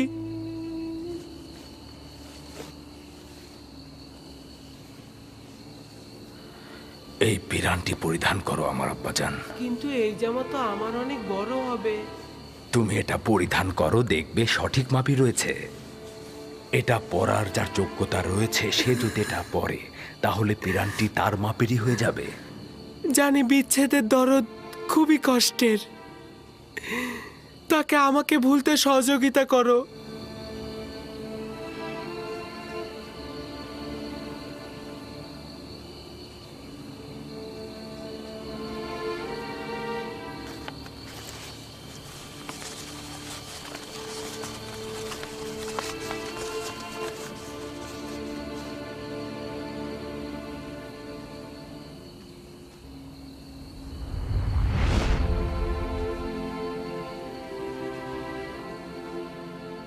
খোদাবন্দের নবী ইউসুফের প্রতি দরুদ। দরুদ খোদাবন্দের বার্তাবাহক ওহির ফেরেশতা। কি করছিলে তুমি? প্রিয় আব্বাজানের কাছে পত্র লিখছি। জনাব পুতিফারের কাছে তাগাদ করব যেন এই চিঠিটা আব্বাজানকে পৌঁছে দেন। না ইউসুফ, এখনো সময় অতিক্রম হয়নি। তোমার আব্বাজানেরও এই বিচ্ছেদ সহ্য করা উচিত। তাকে অবগত করলে কি হবে? অসংখ্য কারণ রয়েছে, তার মধ্যে একটি হচ্ছে তোমার সহোদরগণ। আচ্ছা, তোমার ভাইদের প্রতি কোনো আঘাত করার ইচ্ছে নেই তো ইউসুফ? কি আছে?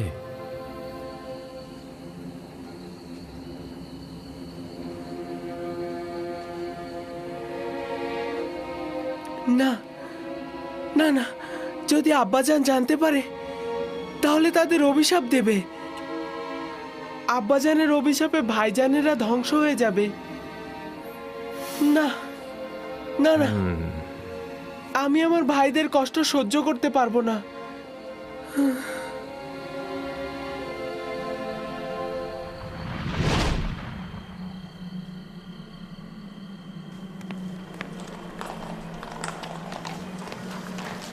সিদ্ধান্ত হয়েছিল তোমাদের কোনো শস্য খেতে অথবা পাথরের খনিতে প্রেরণ করার, শুধু ইউজারশিপের কারণেই রক্ষা পেলে। আর ইউজারশিপের কারণেই গতকাল আলী জনাব পুতিফার আমাকে নির্দেশ দিয়েছেন তোমাদের উত্তম কোনো কাজে নিয়োজিত করতে। তো এখন তোমরা বলো তো, তোমরা কোন কাজ করতে ইচ্ছুক? আমরা আর কি বলবো, আপনি যা সিদ্ধান্ত নেবেন তাই হবে। তুমি যেহেতু অভিজ্ঞ খানসামা, সেহেতু তুমি জনাব পুতিফার ও বানু জুলেখার খাবার তৈরিতে সহায়তা করবে। আর তুমি স্বাক্ষর জ্ঞান সম্পন্ন, সেহেতু তুমি খাবারের তালিকা নিয়ে আজ থেকে ইউজারশিপের দায়িত্ব পালন করবে। রাজি আছো তো?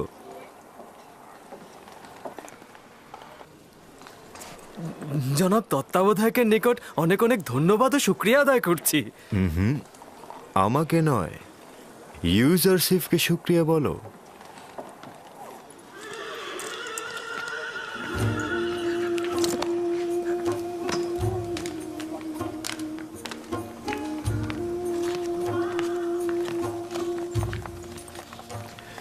তোমার আর রান্নাঘরে যে কাজ নেই, ওরাই তোমার কাজ করে দেবে। তুমি আমার সঙ্গে এসো।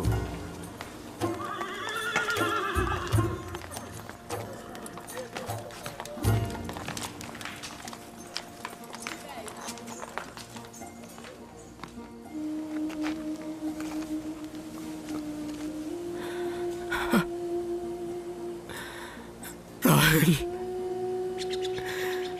আমি ক্লান্ত, অসহায়, বিধ্বস্ত। আমি, আমার সন্তানেরা আমার দুশ্মনে পরিণত হয়েছে। তারা আমানতের খেয়ানত করেছে, আমিও তো আমানতের খেয়ানত করেছি রাহেল। আমি পারলাম না রাহেল, আমি পারিনি ইউসুফকে ভালোবাসা দিয়ে আটকে রাখতে। আমি পারিনি রাহেল, আমি পারলাম না। তোমার যখন থেকে নিশ্চিত হয়েছি যে ইউসুফকে নেকড়ে খায়নি, তখন থেকে ইউসুফের প্রতীক্ষায় বসে আছি আমি।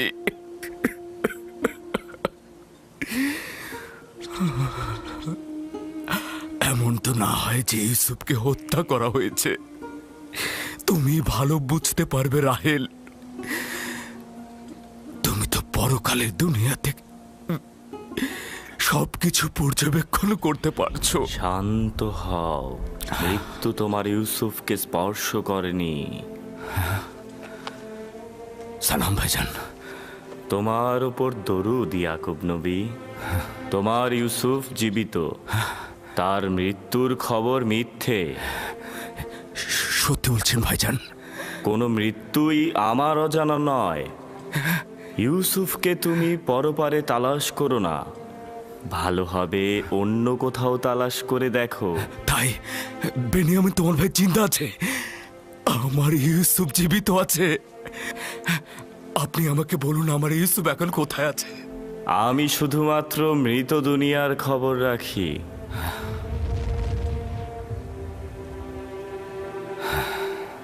উনি কে আব্বাজান?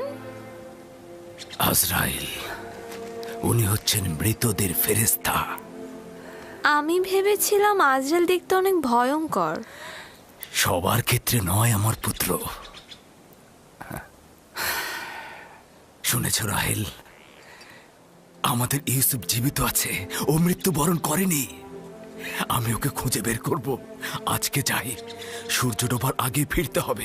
চলো আমার পুত্র। আব্বাজান কোথায় গেছে জানো? কোথায় আর যাবে, রাহেলের মাজার পরিদর্শনে গেছে। সে এখনো রাহেলকে আমাদের আম্মাজানের চাইতে বেশি ভালোবাসে।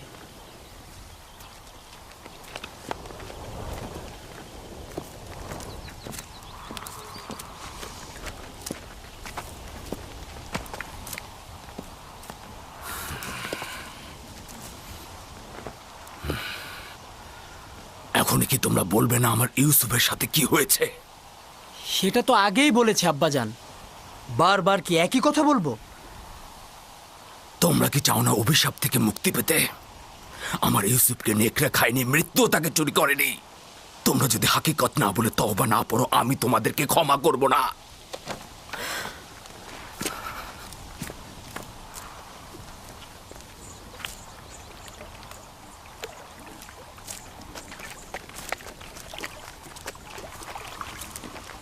কোথায় গিয়েছিলে?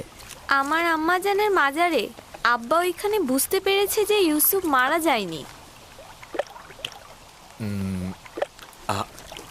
শোনো, তোমার মা কি বলেছে যে তোমার ভাই মরে যায়নি? না, শুভ্র পোশাকের এক ব্যক্তি বলেছে। আব্বাজান বলেছে সে মৃত্যুর ফেরেশতা। পাগল হয়ে গেছে। তার কাজ হচ্ছে মরুচারী আর কল্পনা বিলাস। আপনারা পাগল হয়ে গেছেন। আপনারা মিথ্যা কথা বলেন। আমি আপনাদের পছন্দ করি না। ওই বেনিয়ামিন, ভাগ এখান থেকে।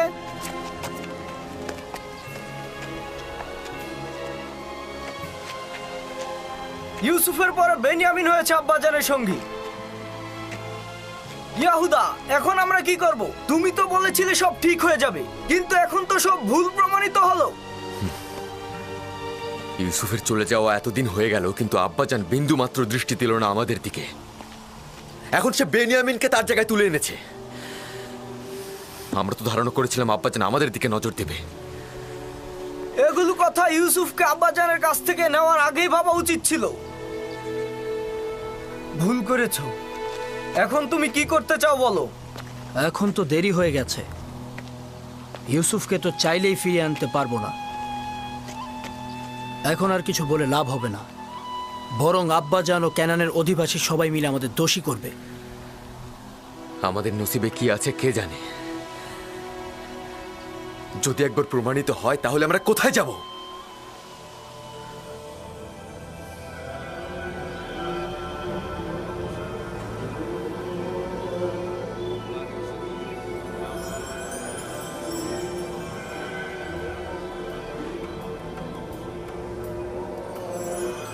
তাকে একজন আগন্তুক হিসেবে পরিচয় করিয়ে দিতে পারেন। বলবেন সে মহান খোদার দুশমন। তাকে এই ভূমি থেকে বিতাড়িত করার জন্য রাজমহলের ভূমিকা দরকার। একটা ভেড়া চড়ানো বালক রাজমহলের উপর, জনাব পুতিফারের উপর কি করে আধিপত্য বিস্তার করতে পারে? যে বালকটি গতকাল পর্যন্ত ভেড়ার বিষটা খেয়েছে, সে কিভাবে রাজমহলের পবিত্রতার সাথে অভ্যস্ত হতে পারে? আমি নিশ্চিত সে নাফরমানি করবে। পুরোহিতদের রাজমহলের অধিবাসীদের সাথে কথা বলতে বলবেন এবং তাদেরকে বুঝিয়ে বলতে বলবেন ইউজারসিফের জায়গা রাজমহল নয়।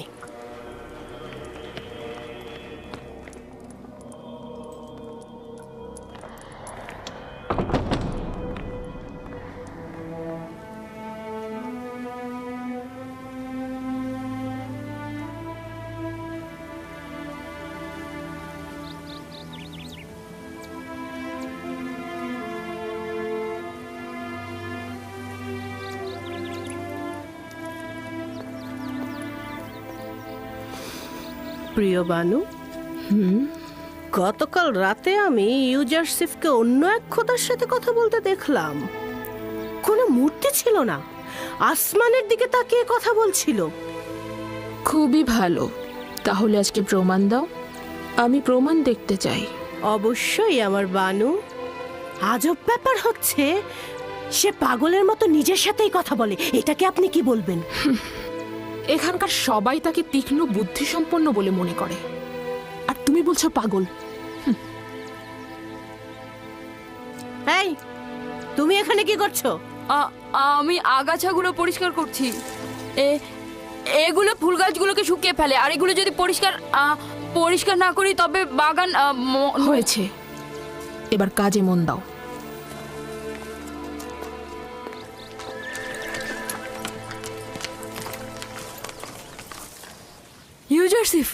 ইউজারশিপ, তুমি কোথায়?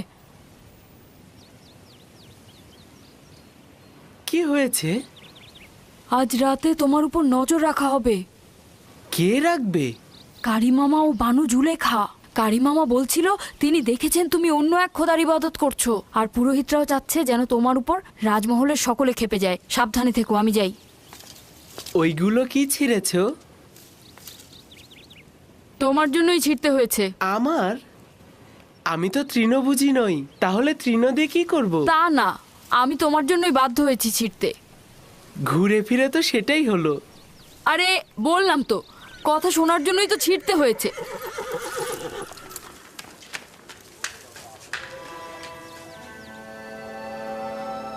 শুকরিয়া জ্ঞাপন করছি তোমার আনুকূল্যের জন্য। ষড়যন্ত্র সম্পর্কে আমাকে আগেই জানিয়েছো। আমি দুর্বল ও অক্ষম একটি বালক। যদি তোমার সাহায্য না পেতাম তাহলে ধ্বংস হয়ে যেতাম।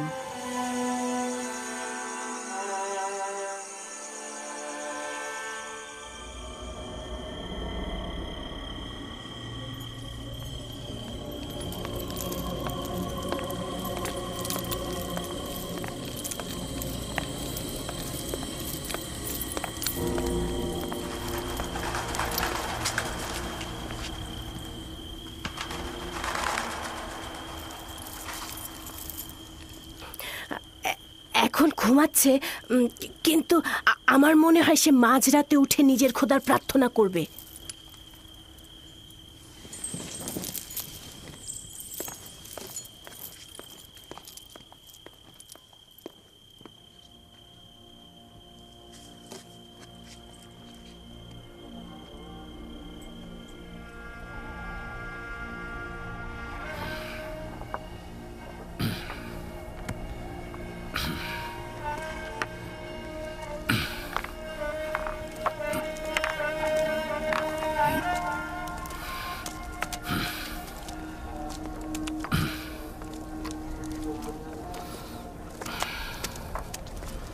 সালাম খোদার নবী।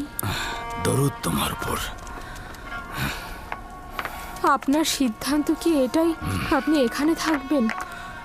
হ্যাঁ লিয়া, যদি খোদা চায় তো আমি সারা জীবন ইউসুফের জন্য এখানে অপেক্ষা করব।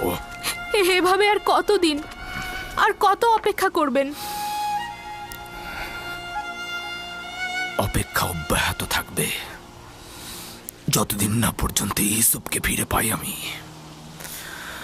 ওই দিন পর্যন্ত আমি এইখানে অপেক্ষা করব।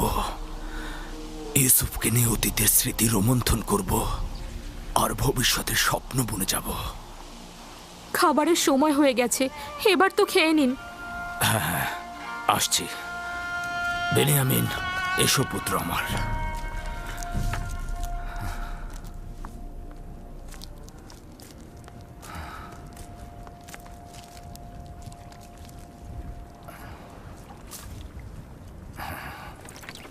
ইউজারশিপ কি ভিন্ন খোদার পূজারী?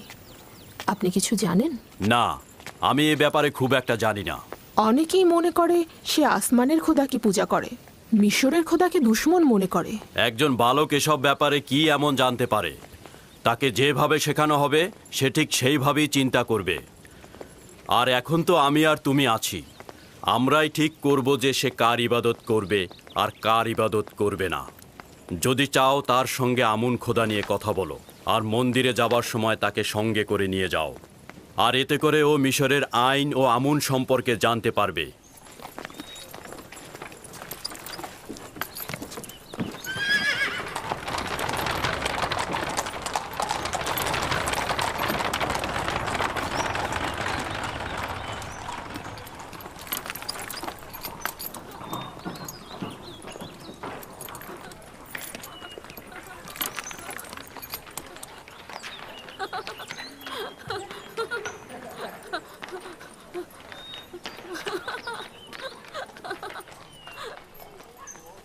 ইউজারসিফকে সজ্জিত করে আমার নিকট নিয়ে এসো। ভ্রাম্যমান সিংহাসন প্রস্তুত করতে বলো। আমি এখনই বের হব। তাহলে ভ্রাম্যমান সিংহাসন প্রস্তুত করো।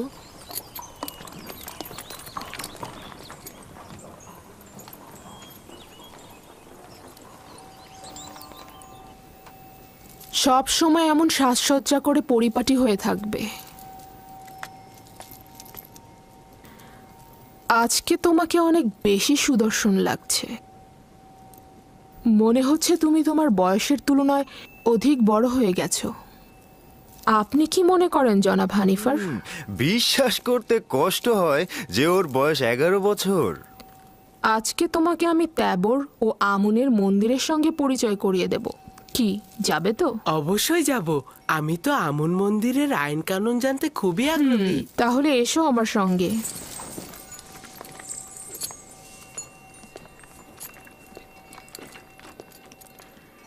জুলেখা কি সত্যি সত্যি ইউজারসিফকে সন্তান বলে ভাবে, নাকি মুখেই বলে?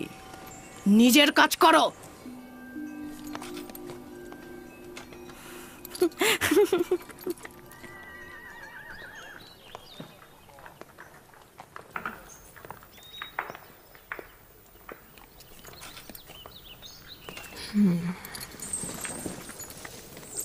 ইউজারসিফ, উঠে এসো।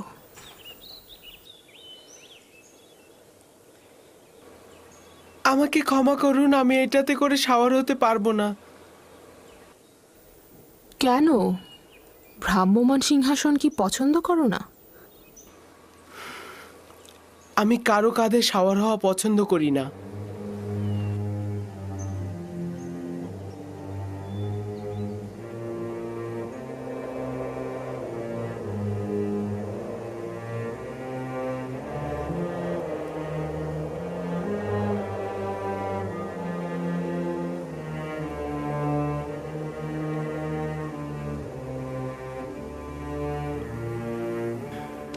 বানু জুলেখার হুকুম মান্য করাই তোমার কাজ।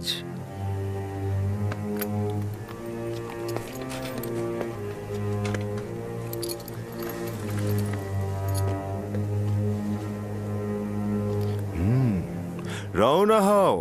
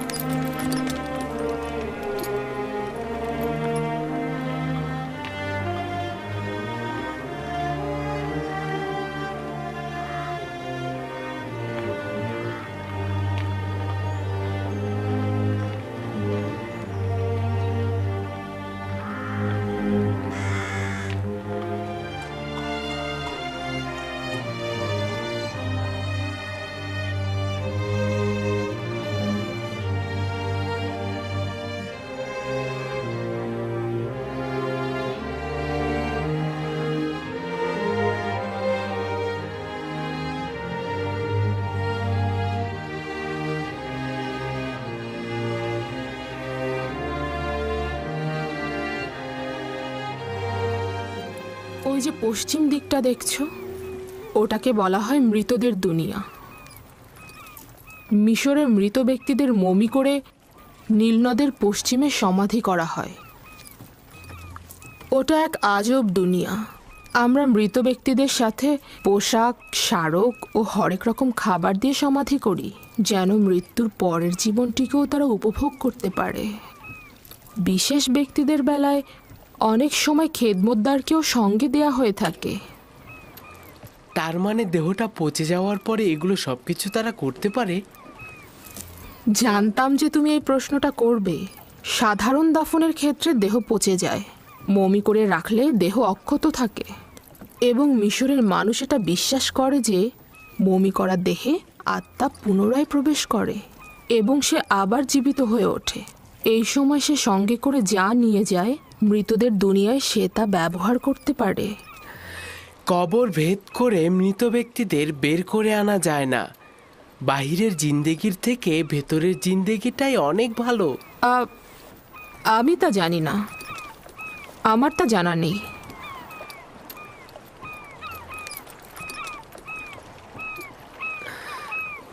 যদি আমরা এখানে বেশি সময় থাকি তাহলে বলুন না সিংহাসনটা নিচে নামাতে। তারা তো ক্লান্ত হয়ে গেছে, তাই না? না, এখনই রওনা হব। তারা অভ্যস্ত, এটা নিয়ে চিন্তিত হবার কিছু নেই। মন্দিরে চলো।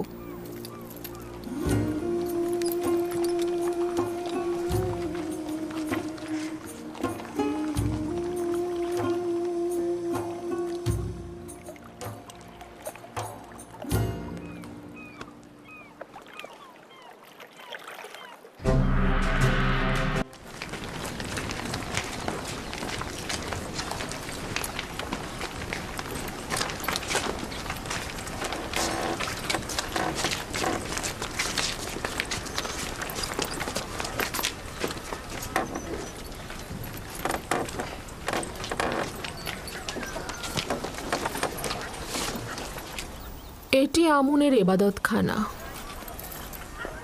আমরা এখন মহান খোদা আমুনের সকালে জাগ্রত হবার উৎসবে সামিল হব।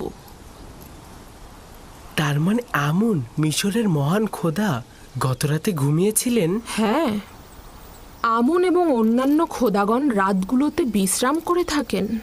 কিন্তু গভীর রাতে কোনো বান্দা যদি তার কাছে কিছু চাইতে আসে তখন? বান্দাগণ ও আমুন খোদার ন্যায় রজনীগুলোতে বিশ্রাম নেবেন। এবাদতের জন্য খোদাগণ দিবসগুলো নির্ধারণ করেছেন।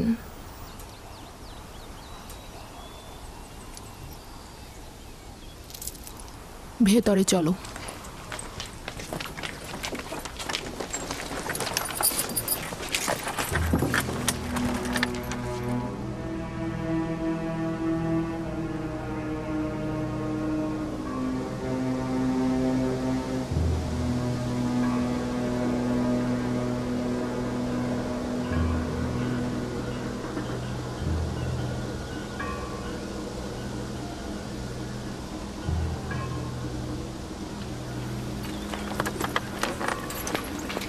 শুধুমাত্র আমরের অনুসারীরাই ভেতরে প্রবেশ করতে পারবে। অচেনা ব্যক্তির প্রবেশ নিষেধ।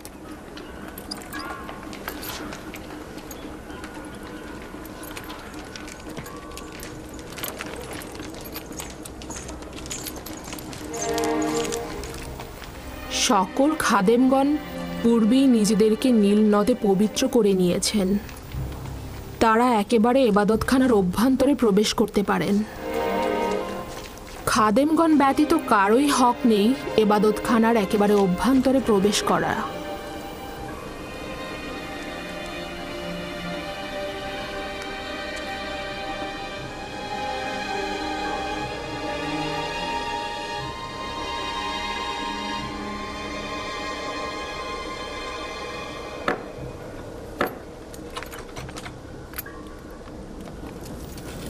ওই প্রসাধনীগুলো দ্বারা আমুনকে ধৌত করে পবিত্র করা হবে। তার পোশাকও পরিবর্তন করা হবে। আকর্ষণীয় অলংকার দ্বারা তাকে সজ্জিত করা হবে। তাকে উন্নত সুগন্ধি মাখানো হবে এবং তাকে বান্দাদের ইবাদতের জন্য প্রস্তুত করা হবে। তার মানে কেউ যদি চায় নির্জনে একাকী ইবাদত করবে তাহলে কি সে পারবে না? না, আমুন খোদাকে শুধুমাত্র এবাদতখানার অভ্যন্তরেই এবাদত করা হয়ে থাকে।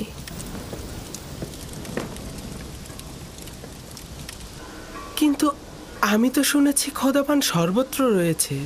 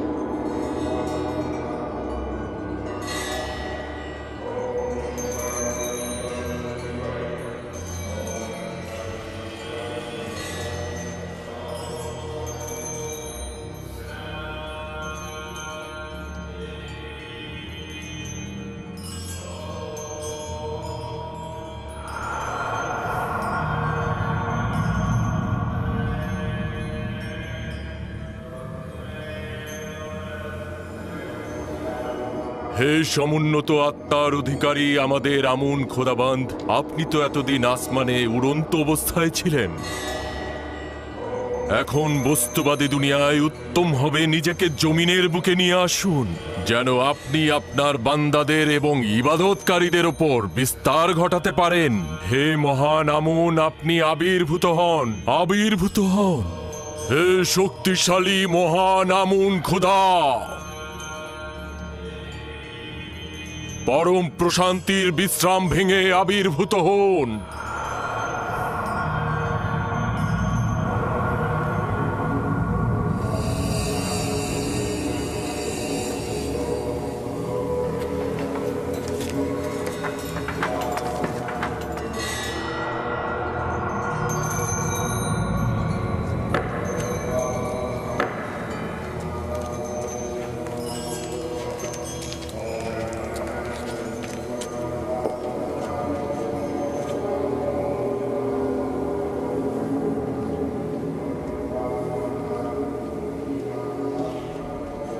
হে শক্তিশালী আমুন, আপনার জন্য আমি যে কোরবানিগুলো নিয়ে এসেছি সেগুলো আপনি সাদরে গ্রহণ করুন এবং হাদিয়ার বিনিময়ে আমাদের বরকত দান করুন।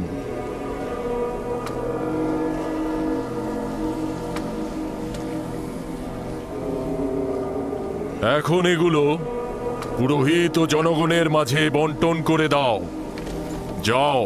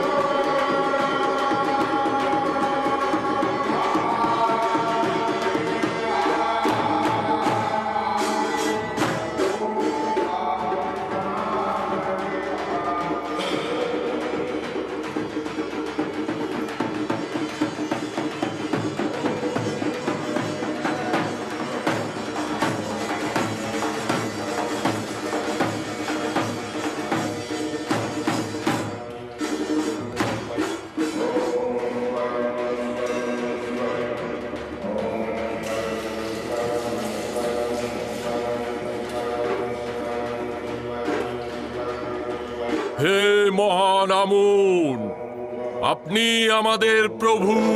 হে মহান আমুন, আপনি আমাদের প্রভু।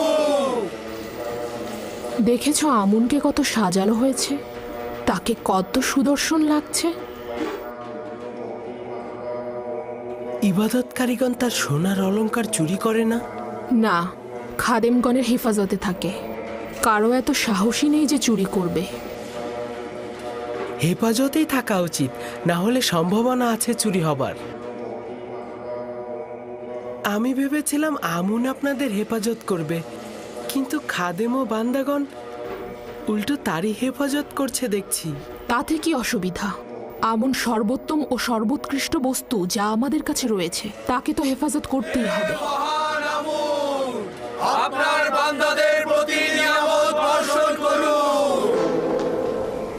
বরকত বর্ষিত হোক হে আমার বান্দাগণ। আমি আমুন খোদা, আমি নিজেকে ঐশ্বরিক স্থান থেকে নামিয়ে এনেছি শুধুমাত্র আমার বান্দাদের পার্থিব জীবনের কল্যাণ সাধনে। আমার ইরাদা তোমাদের নতুন পথের সন্ধান দেবে, জীবনে প্রশান্তি আনবে। আমার সন্তুষ্টি তোমাদের মঙ্গল। আমুন খোদার ইবাদত করো, প্রস্থান করো আর তালাশ করো। আমি সর্বত্র বিরাজমান, আমার ইরাদা তোমাদের কাম্য।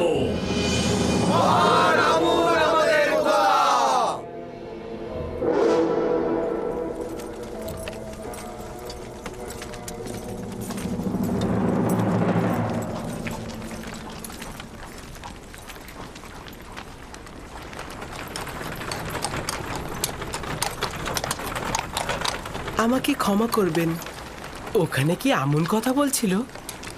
তুমি কি দেখোনি? না, দেখেছি, কিন্তু একটা পাথর কি করে কথা বলতে পারে? আমুন পাথরের নয়, সে রুহের অধিকারী। সে একটি মূর্তির আকৃতিতে রয়েছে। আমাকে ক্ষমা করবেন। আমুন এমন এক খোদা যে চাহিদার ঊর্ধ্বে। কিন্তু আমি তো তার আজকে অনেক রকম প্রয়োজন দেখেছি। তাকে সাজসজ্জা করানোর জন্য অনেক রকম অলংকারের প্রয়োজন তার। সে নড়াচড়া করার জন্য খাদিমগণের উপরে নির্ভরশীল। তার মানে তার নিজের চলাফেরা করার জন্য অন্যের সাহায্যের প্রয়োজন হয়। তার নিজের জন্য বাসস্থান, নারী, সন্তান আরো অনেক কিছুর প্রয়োজন হয়। তার মানে আমরা যে পথ চলি, নিজেদেরকে সজ্জিত ও পবিত্র করে রাখি, তার জন্য আমুনের কোনো দরকার নেই, কোনো প্রয়োজন নেই। আছে। তার সামনে আমি অসহায় অনুভব করছিলাম। সে শুধু বাইরে থেকেই একজন বালক। সে আমাকে যথাযথ প্রশ্ন করেছে, কিন্তু আমি তার সঠিক উত্তর দিতে পারিনি। অসংখ্য প্রশ্নের জবাব আমার নিজের জন্যই সন্তুষ্টির ছিল না। তার প্রখর বুদ্ধি রয়েছে। চিন্তিত হও না, আমি তাকে আমনের এবাদতখানায় নিয়ে যাব এবং সকল কিছু বুঝিয়ে দেব।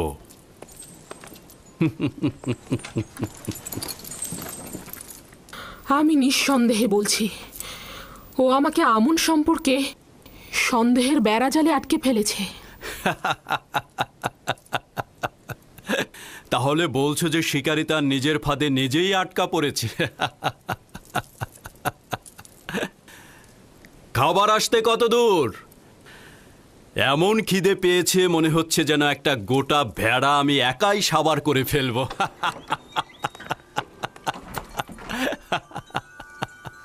খাবার প্রস্তুত আলী জনাব।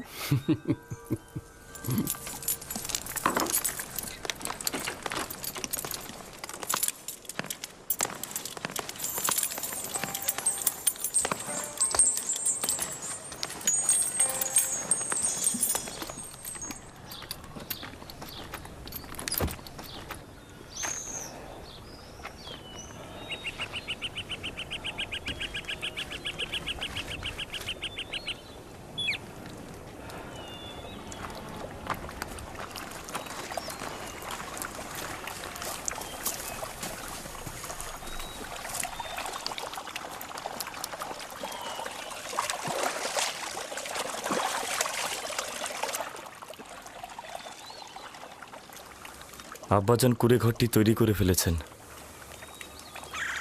এত কাজ তিনি একা একা করলেন, আমাদের সাহায্য নিলেন না।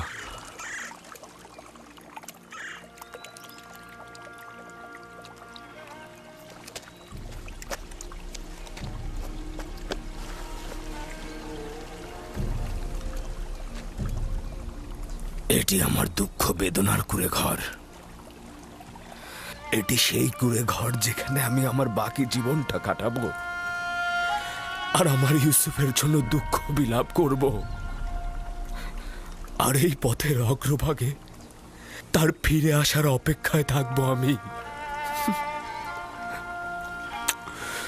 আব্বাজান, ইউসুফ কি সত্যি সত্যি ফিরে আসবে? বলুন না। অবশ্যই ফিরে আসবে দিনে, আর আমাদের উচিত ইউসুফের ফিরে আসার জন্য অপেক্ষা করে যাওয়া। আপনি কেন চেষ্টা করছেন না ইউসুফকে ভুলে যেতে? কি করে ভুলবো লিয়া? যদি জানতাম সে মারা গেছে তাহলে কিছুদিন বিলাপ করতাম, তারপর ভুলে যেতাম। কিন্তু এখন জানি না সে কোথায় আছে। অবিরাম নিজেকে প্রশ্ন করে যাচ্ছি সে কোথায় আছে, কেমন আছে আমার ইউসুফ। না জানি কোন বালা মুসিবতে আছে, ডাকাতের হাতে পড়েছে না দাস বিক্রেতাদের হাতে পড়ে গোলামি করছে সে এখন। তাকে কি গুনাহ স্পর্শ করেছে, ভর পেটে আছে নাকি ক্ষুধার্ত অবস্থায় আছে? শান্ত হন খোদার নবী, নিজেকে এত কষ্ট দেবেন না। প্রিয় মানুষের মৃত্যু বেদনারও একটা সীমা আছে লিয়া, কিন্তু বিচ্ছেদের বেদনা চিরস্থায়ী, তা সহ্য করা দুঃসাধ্য।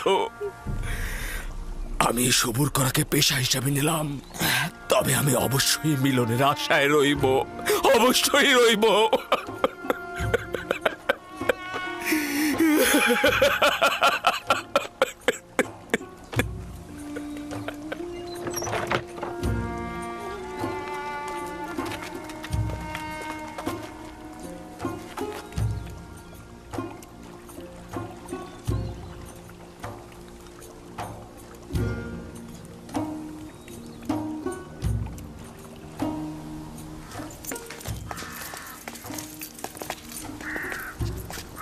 আমার টমটম প্রস্তুত করো। ইউজারশিপকে আপনার সাথে নিয়ে যাওয়া কি উচিত হবে? হ্যাঁ, উচিত হবে। আমেন হতেব তার প্রশংসা শুনেছে, তাকে আমেন হতেবের কাছে নিয়ে যাব, এবাদতখানায় নিয়ে যাব। ভাবছি তাতে কোনো ফায়দা হবে না। তাকে বালক হিসেবে অবজ্ঞা করবেন না। সে যেহেতু প্রাচীন বৃক্ষ নয়, সেহেতু সে খুব নমনীয় হবে, তাকে তাড়াতাড়ি বোঝানো যাবে। তাকে আমি বুঝিয়ে দেব মিশরের আইন কানুন ও পবিত্রতা। তুমি কোনো চিন্তা করো না।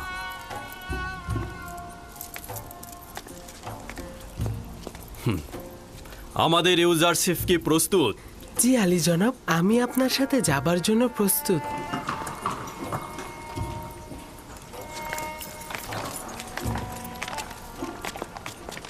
ইউজারশিপ, এই গাড়িগুলো বিপজ্জনক, নিজের হেফাজত করো। আপনি চিন্তা করবেন না, দুর্ঘটনা ঘটবে না, চিন্তা করো না। টমটমে আমার পাশে, আমি তাকে দেখে শুনে রাখবো। আপনিও লক্ষ্য রাখবেন নিজের প্রতি।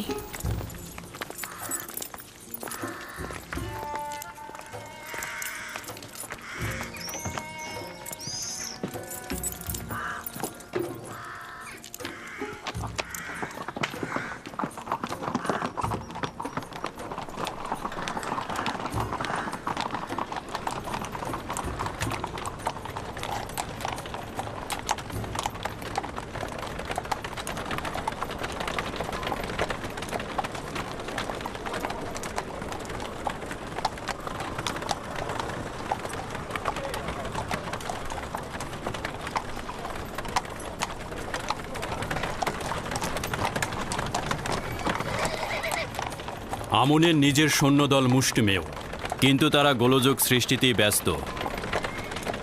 এই গুদামগুলো আমনের এবাদতখানার মালিকানাধীন। প্রতি বছর মিশরের খাদ্যশস্যের বিরাট একটি অংশ এখানে জমা হয়।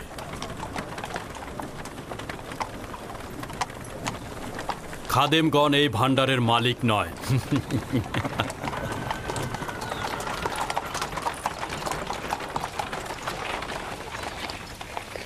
ওই বাগানে যে নারীগুলো দেখতে পাচ্ছ তারা সবাই আমুনের অধিকারী। নীল নদের তীরে ভেড়ার পাল দেখেছিলাম, সেগুলো কি আমুনের মালিকানাধীন? ওই যেগুলো একটু মোটা তাজা সেগুলো আমুনকে উৎসর্গ করা হয়। এত সব কিছুর প্রয়োজন কি আমুনের নাকি ইবাদতখানার খাদেমগণদের? আমার তো মনে হয় আমুনের নাম করে খাদেমগণ এগুলো ভোগ করে থাকে। যদি আবারও শহরের মধ্যে ভীতির সঞ্চার করো তাহলে চাবুকের ভাষায় কথা বলবো না, শামশিরের ভাষায় কথা বলবো। এরপর আর ক্ষমা করব না। জনাব পুতিফার কি শুধুমাত্র এই বালককে এখানে পরিচয় করিয়ে দিতে হাজির হয়েছে? না আমার খোদা বান্দেগার, আমুনের স্বেচ্ছাচারী ও উগ্র মেজাজের সিপাহীদের বিরুদ্ধে অভিযোগ নিয়ে এসেছি। প্রতিনিয়ত রাস্তায় সাধারণ মানুষদের পদদলিত করছে তারা। কোনরূপ কুদরতি তাদের জন্য ভীতিকর নয়, আইনের কোনরূপ তোয়াক্কাই করছে না তারা। এটাই ভয় হচ্ছে যে এখনই যদি তাদের ওপরে কোনো পদক্ষেপ না নেই তাহলে মিশরের হুকুমতের উপরে কদম ফেলতে কোনরূপ দ্বিধাবোধ করবে না ওই আমুনের সিপাহীগণ। আমুনের খাদেমদের বিরোধিতা করা কুফরির শামিল। আমুন ও আমুনের খেদমতগার এক নয়। আমুনের প্রতি আমার যথেষ্ট বিশ্বাস রয়েছে, কিন্তু আমুনের খেদমতগারদের স্বেচ্ছাচারিতা শেষ প্রান্তে উপনীত হয়েছে। তবে সংঘাতের জন্য বেশি তাড়াহুড়া করব না আমি।